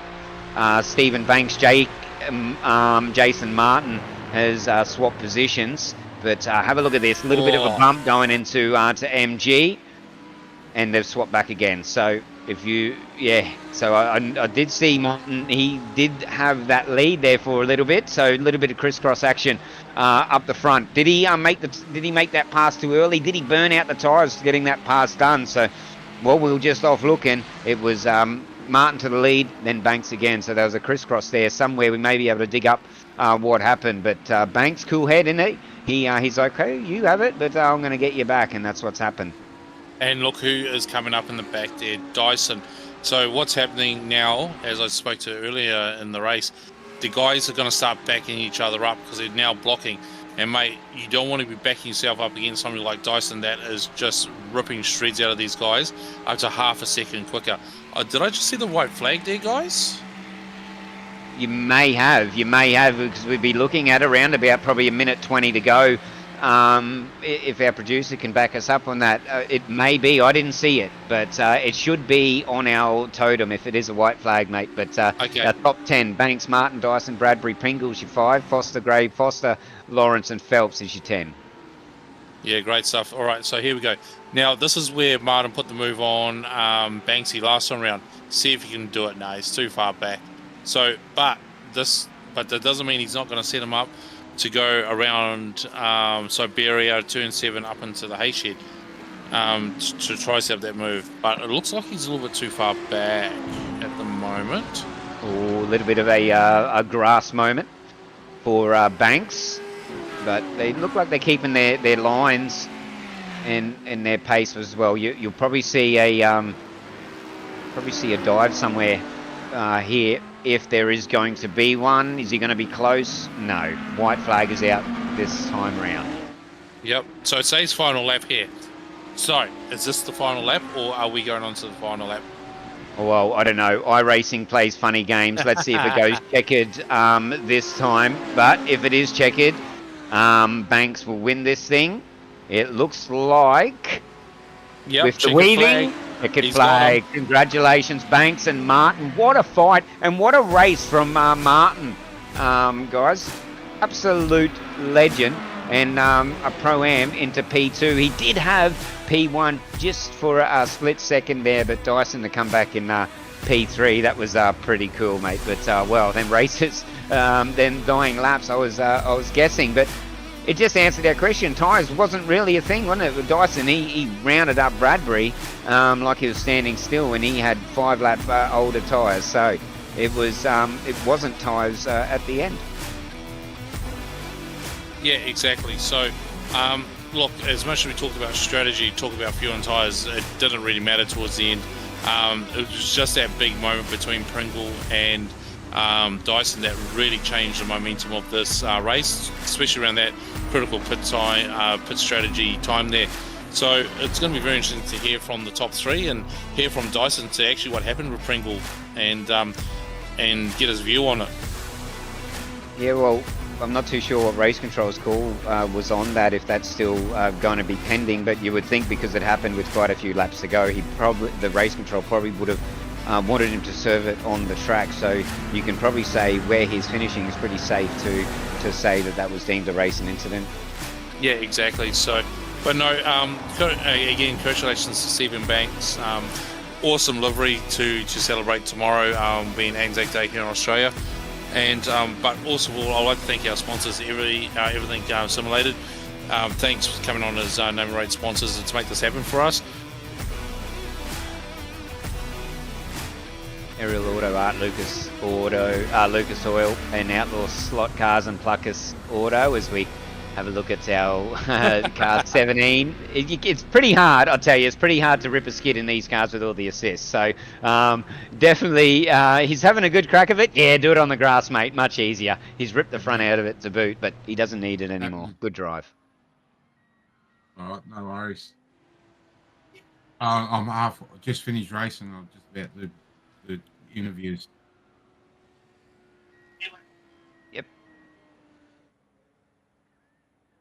There we go. So unofficial results, but we could probably safely say they're official. Stephen Banks, Jason Martin, and Andrew Dyson. I'm not too sure how this league does it. Whether they will pull Jason first. Well, he is first in class, so maybe the podium may change a little bit. Cobes might be able to let me know in my ear whether we're going to talk to Banks, Dyson, Bradbury as a podium for the pros, and then Martin, Foster, Lawrence for the Pro-Ams. But we'll call it as we see it. Banks, Martin, Dyson, that's your podium. Bradbury, Pringle, Foster. Dylan Gray down there in 7th position. He had a fairly good race. Foster, Lawrence, and Ruben Phelps rounds out your top 10. And as we go over the page, 11th position, Butler, Fitz, Pavlovich, Bissett, Fenley, Otto, Tom Williams. I tell you, it's good to see a couple of them Pro-Ams up above the pros, isn't it, mate? As the list will keep going on to see your favourite drivers. But Mickelmore, Jorgensen, and Drady rounds out your top 20. And Phillip Island didn't disappoint, mate. GT3s. And are we going to see rain next week? Is going to be the interesting thing, because rain and GT3s, it's a good mixture. But Phillip Island didn't see it this round. Let's see what happens next round. Yeah, mate. The rain is a great equaliser, and especially rain being new to iRacing, everyone's still trying to get their heads around it. But with the conditions that we've had, everyone's got setups that will work. Car after car after car after car will work without an issue. Small tweaks, but a rain setup, mate, that's a new ball game that not too many people have mastered as of yet. I can tell you it's something totally different. It's everything you know about racing. When you're definitely my skill, just throw it out the window. You're going to learn it all again. And if you think you're going to learn tracks with the line, don't, because it just leads you straight through the puddles. I learnt the hard way. But we're just about to get in and have a look at these podiums. I'm not too sure how you want to do it, if we want to just jump all the way in or grab one or two. But yeah, Todd, it was... Well, what we'll do is we're just waiting on the podium to get through. I just told in my ear, let's get another round of commercials from our sponsors.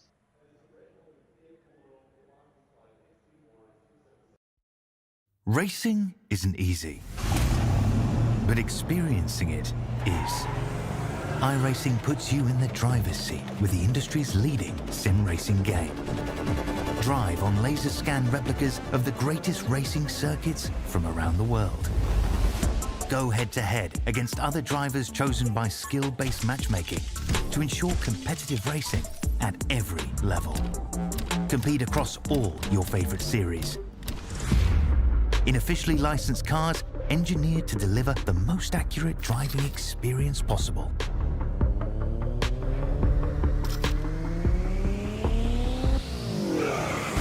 Join a race or host your own with players from across the globe. Race against the computer or in a league with friends. Feel the thrill behind the wheel. Visit iRacing.com.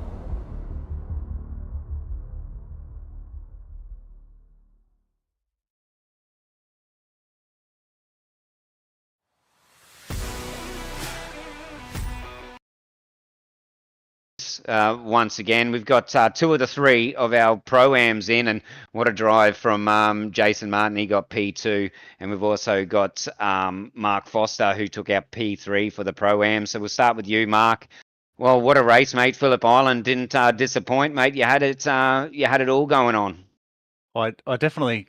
Good evening, guys. I had an interesting start, that's for sure. It was like part in the Red Sea with that turn one incident, and kind of bumped me right up from about 13th to 8th, I think, and then it pretty much settled down almost straight away for me, and I managed to just hold position as best I could.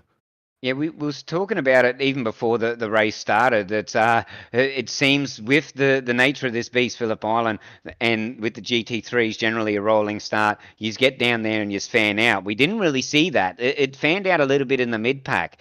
But talk us through that accident. Well, I'm not too sure where you gridded up. There we go. You gridded up in 13th. So you were right in the heat of it.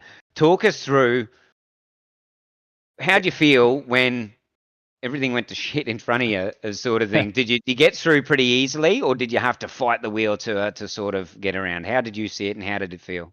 It was messy, and honestly, having raced through a few times before, I expected it to happen. I didn't expect so many cars to be caught up in it. I was on the inside coming through turn one, and I just held, and then I saw everyone starting to spin. I just kind of slowed up, and luckily no one hit me from behind, which is what I was more worried about. And I just managed to just hold my line and just drive straight through the middle of it, and came out into turn two with a second either side of me. So it was lucky. I'll give you that, but I'll take it. That's for sure. Well, you needed a bit of element of luck in racing, and you've done pretty good here tonight. Talk us through your tyre and fuel strategy. Was there much in it? We know that the GT3s, they can handle long runs, being an enduro car, but talk us through. There was lots of different sort of aspects of how people wanted to take the race, mate. How did you have much prep into doing it? Did you think there was going to be a safety car, and how many times you changed your plan, or did you run with what you had at the start?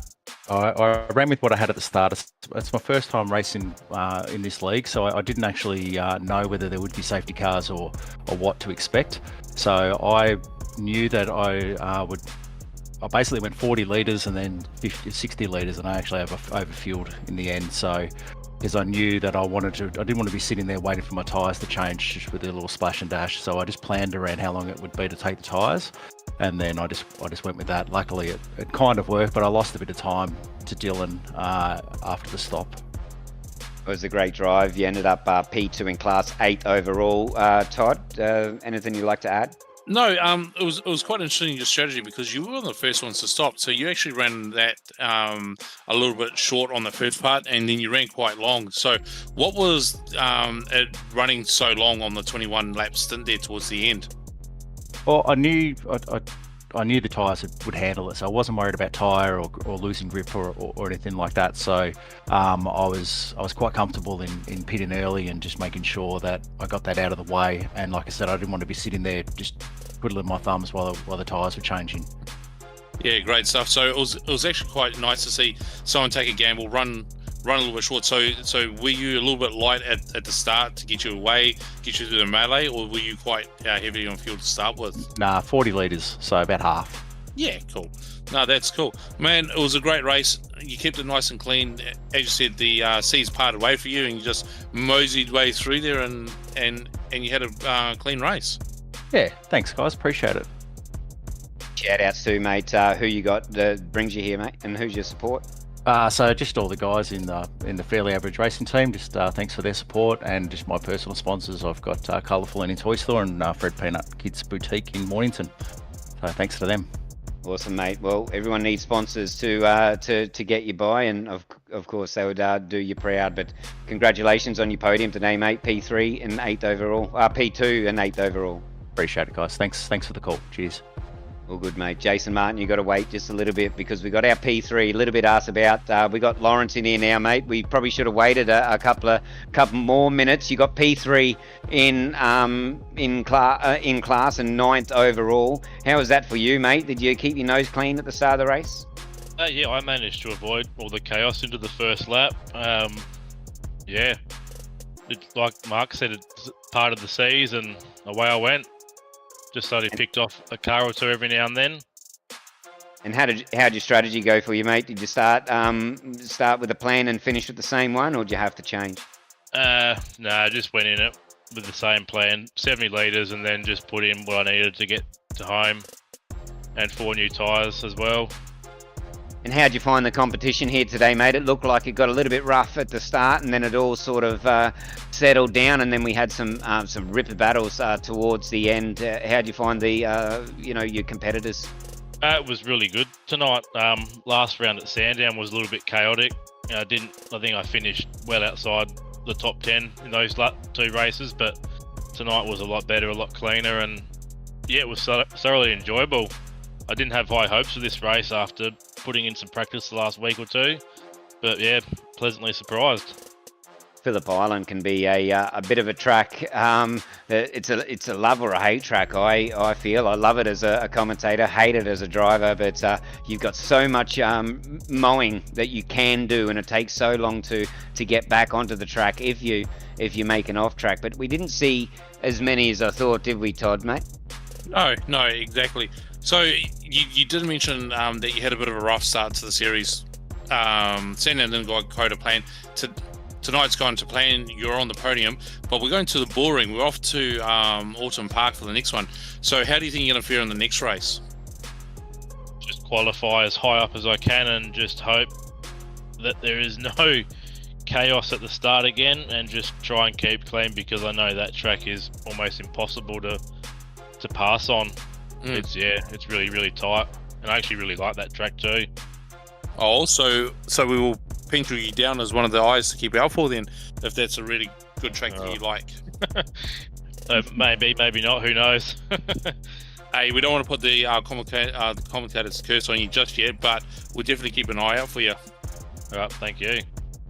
Just before you go, James, congratulations on your 3rd in class and 9th overall, mate. Who gets you here?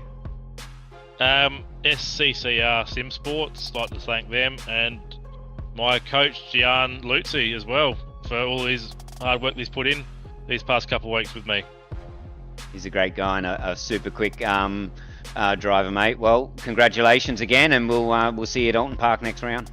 Thank you for everything so far tonight. And we go to an in-class winner in Jason Martin, and also P2 overall. Jace, talk us through it, mate. You had your hand full. I don't think you had a rest all night, really. You started P2, you finished P2, but you got that P1 in class. You got to be happy with that, and knocking it around with Banks and Dyson. You definitely got some speed about you. Oh, cheers, mate. I'm absolutely stoked with that result and how quick I was tonight. I expected to be okay, but didn't expect to be up there with the top guys. So that was a huge shock, and I was nervous the whole race, thinking I was going to blow it and put it off track and wreck it or something.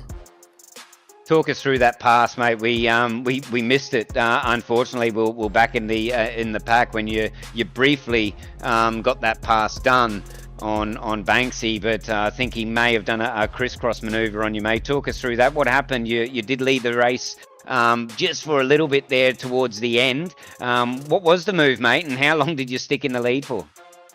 Oh, probably about 2 seconds, if that.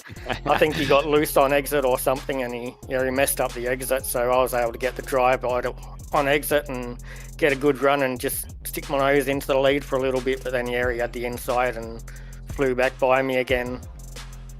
Talk us through the mindset of sitting P2.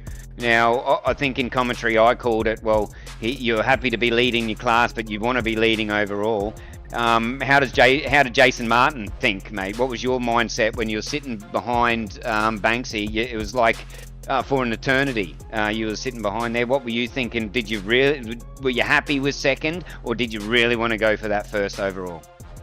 Well, I'm an oval driver, so I don't win many road races, so yeah, I really wanted to go for it, but I knew we're in separate classes, so I knew it'd be silly to do anything too crazy, but I definitely wanted to go for it, but I just didn't risk it. You had that DPR driver of Dyson in your mirrors too. That would have kept you honest. Yeah, great to be able to beat him on a road. I can't say I've done that very often. Yeah, he's a class above, and he is a great driver. And Todd, anything you'd like to add? No, mate. Look, kudos going to you for Pro-Am and keeping up with the Pro Boys, but just a little bit earlier on the race, you let Dyson go. Was that just a strategic move, saying, look, he's a quicker driver, just let him go? There's no point getting the elbows out so early in the race, and just see where you could probably pick up a line or two? Was that more what you were thinking? Yeah, I noticed he was catching me about 0.2, 0.3 a lap, so I knew he was quicker than me at that stage, so no point fighting him, so just let him go and try and stick as close as possible. But then, of course, he pitted, so that was a waste of time slowing down to let him go. Yeah, we seen it. We're like, oh, it was a swap for position, and then we're like, hang on, where did Dyson go? Then we picked up that he passed. So a little bit of a lost cause there, but hey, hindsight's a great thing. If you didn't slow down, you might be in front of Banks. You might have taken the win. You might have taken the girls, the trophies, the champagne, the whole lot. But it's just how it works sometimes, isn't it? Yep, and also had an off in the cold tyres and lost about 3-4 seconds, so yeah, spewing about that, but still stoked with a second overall and first in class. Mate, that's all it's about. It's a long championship. It's about collecting those points and being there at the end of the day. Yep, got to take them when I get them, because on the next few tracks I definitely won't be as quick as I was here. Yeah, fair enough. And is there anyone I'd like to thank tonight? Just my teammates at Mitch Motorsports. We're normally oval guys, but we're getting into the road a fair bit recently and enjoying it. Our sponsor, Leppy Motorsports Concepts. You guys for the broadcast, and of course Mark for the league. Yeah, no worries. Look, mate, it was a pleasure having you on.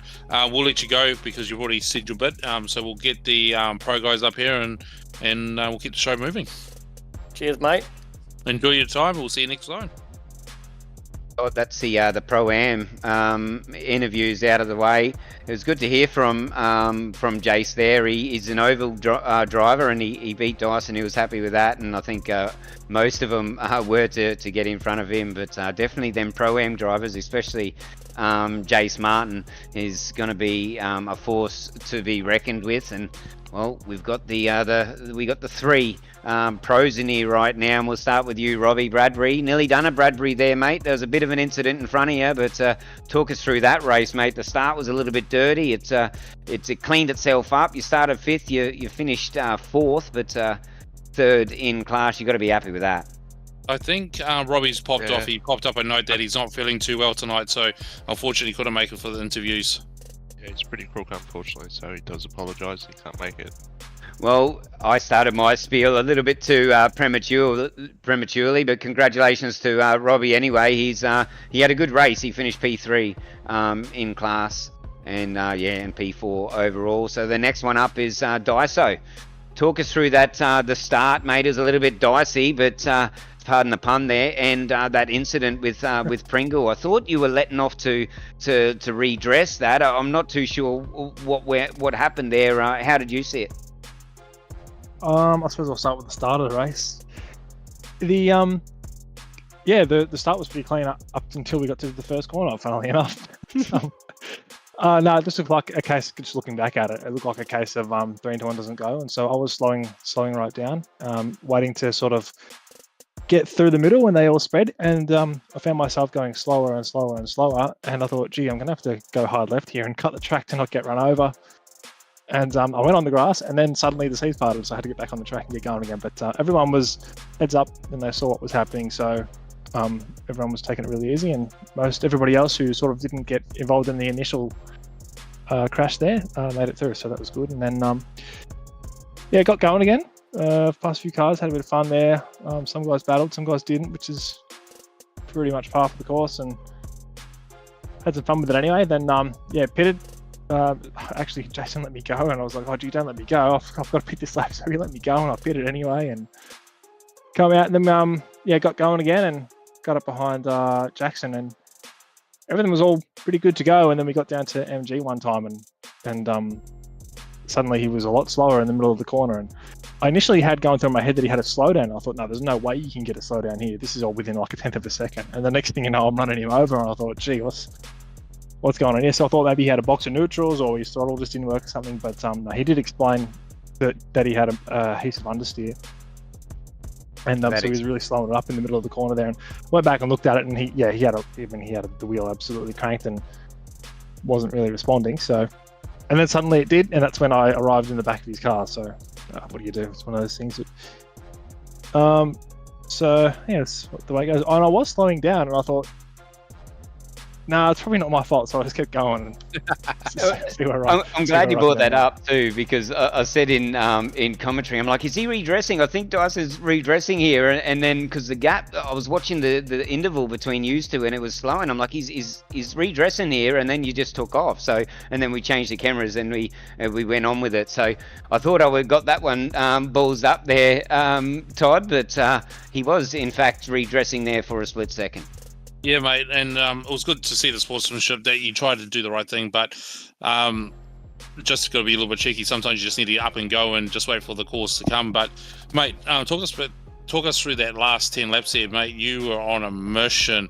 You were just putting those lap times in, just something chronic, and showing the field. If you didn't have that incident with Pringle, mate, you would have been up in that P1.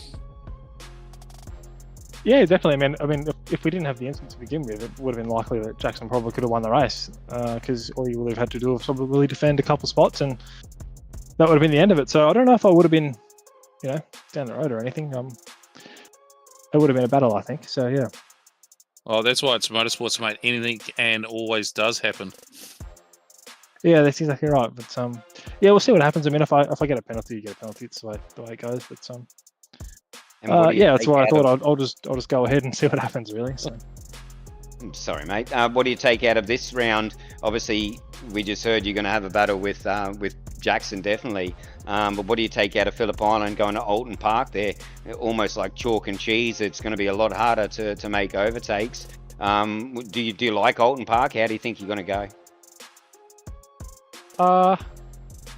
It's been a long time since I raced at Alton Park. I think the last time I raced there was in MX5 or something, or maybe like 12 months ago. So yeah, we'll get in there, we'll have a bit of a dip, we'll cruise around, and I think we'll see if a few of the other boys show up and try and whip me again like they did last week. Well, we all know that when you get behind of anything, mate, you're definitely up there in the talk of the town. But it was great to call a race with all you boys, and congratulations on your P3 overall and your P2 in class, mate. Who gets you here? Well, I've got to sit down in my rig for a start, but no, thanks to all the boys at DPR. We have a bit of fun, and we can't race these things without all the people who organise it, and you blokes have put on this little broadcast here, so we appreciate that. Cheers, mate. We'll see you next round at Alton Park, Todd. And our leader, our winner, Stephen Banks, mate. Overall winner and first in class. You got to be happy with that. Yeah, very happy. completely, wasn't what I was expecting for the night. So I'll take that for sure. Yeah, 100%. And it always happens. I run out of things to talk to when I get to the lead. I should save some things up, mate. But Audi 1-2, you got to be happy for your manufacturer. Yeah, look, it's the first time this is the second race I've had in an Audi. I've just thought I'd give it a go this season to see what it's like. And so far it's going pretty good, so I might stick with it. P1, mate, can't get any better, can it, Todd? A very modest and very humble Stephen Banks in P1. Yeah, well, Banksy, mate, the car looked on point, especially for what tomorrow means for all of us. But for the Pacific Esports team, mate, you kept it there. It's a bit of a shame that we didn't have Robbie join us in the broadcast, but just talk us through turn one. You got through pretty quickly, and just for the start race, it looked very much status quo. Were you just punching out laps and just seeing what would happen if there was going to be yellow, or just talk us through the start, mate? Yeah, the start was pretty regular for me, so I appreciated that. There wasn't really anything going on. I kind of messed it up a little bit, so I did leave myself a little bit vulnerable, but it all worked out well, turn one, and then from there on it was just, I knew I had some pretty good guys in front of me to follow, so I was just trying to follow them, and really just not make any mistakes and just stay in the game, because you never know what's really going to happen. Just tried to play the long game, to be honest. It was a long race, so there's no reason to do anything stupid early, that's for sure. Yeah, exactly. And I bet you thought all your Christmas had come at once when you went past Pringle and Dyson there, caught up, and you just gone, thanks guys, see you later, I'm gone. Yeah, I was actually pretty happy to see that. Took me a little bit to realise what had kind of happened and it all eventuated, because you're just trying to focus on getting through the incident, making the most of it, and then I realised that was Dyson and Pringle, and I was like, oh.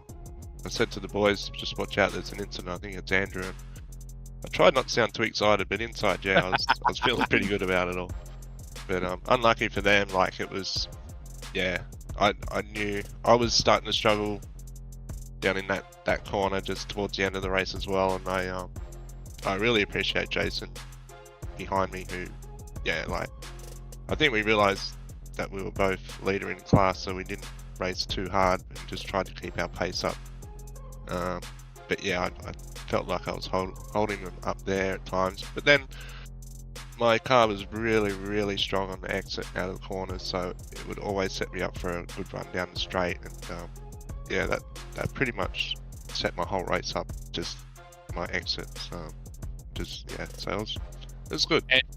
And what was the heart like, right, when you came out of Honda there and he got up beside you and took the lead for the brief moment? I bet you the heart rate was up. The palms were a bit sweaty and the old bucket cheeks were throbbing a little bit, yeah? Yeah, it was interesting. I don't know, I was surprised. I felt pretty calm the whole time, to be honest, and I knew where my car was strong, so at the time I knew I was still in a good position to hold my own and probably see out the corner. So it had really good turn mid-corner, and like I said, that just set me up for the exit. So at the time, I was a little bit worried, but as soon as I covered off to the inside at the hairpin, I was pretty confident I'd hold it from there. Yeah, and what did you think about Dicey chasing you down, taking seconds out of you per lap? Were you hoping that the clock will count down, or were you worried that he's going to catch you? Well, I definitely knew that he had the pace on us. That was pretty obvious. But then I also knew that he had to get through Robbie, which Robbie wasn't probably going to make it that easy for him. And then if he got through Robbie, that meant he would have to get through Jason as well. So I was looking at how many laps to go. I think it was about 6 or 7 to go. But I knew if I kept doing if I kept the pace going, and probably would have enough to hold him off. But I certainly knew he was there and he was coming. But as soon as you see Andrew Dyson behind you, you just try and hit all your marks. And Great stuff. Is anyone like to thank tonight before we let you go? Just the guys, the team at PER. They're terrific lads to race with, and we all help each other out a lot. Sponsors Lake Edge Holiday Units in Barrel Lake. One Shop Pest Management in Ulladulla. They're fantastic, and Murray's extremely helpful and good. Big shout out for Bin the Blade for Balin Foundation, and also our affiliate partner W Energy Drinks, Tim Nickel Photography, and Player One Sim Gear. Great stuff. Look, mate, we'll look forward to seeing you in 2 weeks for Alton Park. You think you got something there to contest with? No idea, to be honest. I think I'm a bit like Andrew. I think I did a race there about a year or two ago on MX5s, but whenever I've raced there, I've enjoyed it and had some decent results. So yeah, we'll put a few laps in and see what we come up with. Yeah, mate, go get the dogs, and we'll see you in 2 weeks' time. Sounds good. Thanks, Todd. Cheers, Thanks, mate. Peter. Cheers, mate. Well, there you go, mate. That's it. That's round 2, Phillip Island, done and won. And it didn't disappoint. There was battles up and down, even if the field did spread quite early after that early incident, Todd. But Phillip Island, that's the nature of the beast. There was incidents, there was battles, and I think it showcased the cars quite nicely. And well, Audi won too, mate. And where were the Ferraris is my question. But you have a look at that livery from the 17 machine. It's Anzac Day tomorrow, and it's quite fitting it's won the race. Exactly. We just want to do a quick shout out for Saturday. So there is an oval race that's going to be up here. I'm just grabbing the information pretty quickly if you want to grab it, Pete. Try. So we have an oval race at Tala on Saturday night from 7 p.m. So make sure you tune in and make sure we have all the races on hand and have fun at the Tala oval event. Let's see, I might even try and sweet talk Mark in and to let me in for that one, but who knows? And well, he's in here. His mic's unmuted. Mark, you're the league organizer. You DNF this one, which is always unfortunate, mate. But you sat in here and you listened to us talk. You know what? And watched some pretty good battles there towards the end. Yeah, definitely some great battles. The GT3 side of things for the Aussie Outlaws has really come on strong. We decided to step away from the ovals midweek and have a run, and it looks like it's been a great decision for us. Some top racing, even in there, right from the word go in our practice races. Some absolute great racing, and again tonight. Some fantastic racing, and you were talking about the weather before, Pete. Our long range forecast isn't looking real good for a fortnight. That's well, there's something for all the viewers out there and all the fans. Where you want to see some wet racing, tune in to Checkered Flag e-streaming in a fortnight's time when we head to Alton Park, where not a lot of overtaking can be done in the dry, let alone the wet, and then not a lot of guys are familiar with the track. Not that just because they don't have a lot of seat time there. So throw all that into the mix. It's going to be another top effort. But shout out to you, Mark, Joe, and the crew at the Outlaws Racing Leagues. Without you guys putting it on, we got nothing. And Everything Simulated, naming right sponsor for this GT3 E-Series. Ariel's Auto Art, Lucas Oil, Outlaws Slot Cars, Pluckers Racecraft, Kobe Jordan in the background doing productions. And well, I'm just about done with the broadcast here tonight. Todd, any last words from you? If not, we'll wrap it up and get out of here and celebrate with the boys. We'll see everybody on Saturday night at 7 p.m. and then we'll see all our GT3 races in 2 weeks' time. Catches, guys. That's it from us. We'll see you all in a fortnight. Hopefully it's raining cats and dogs at Alton Park. Bye for now.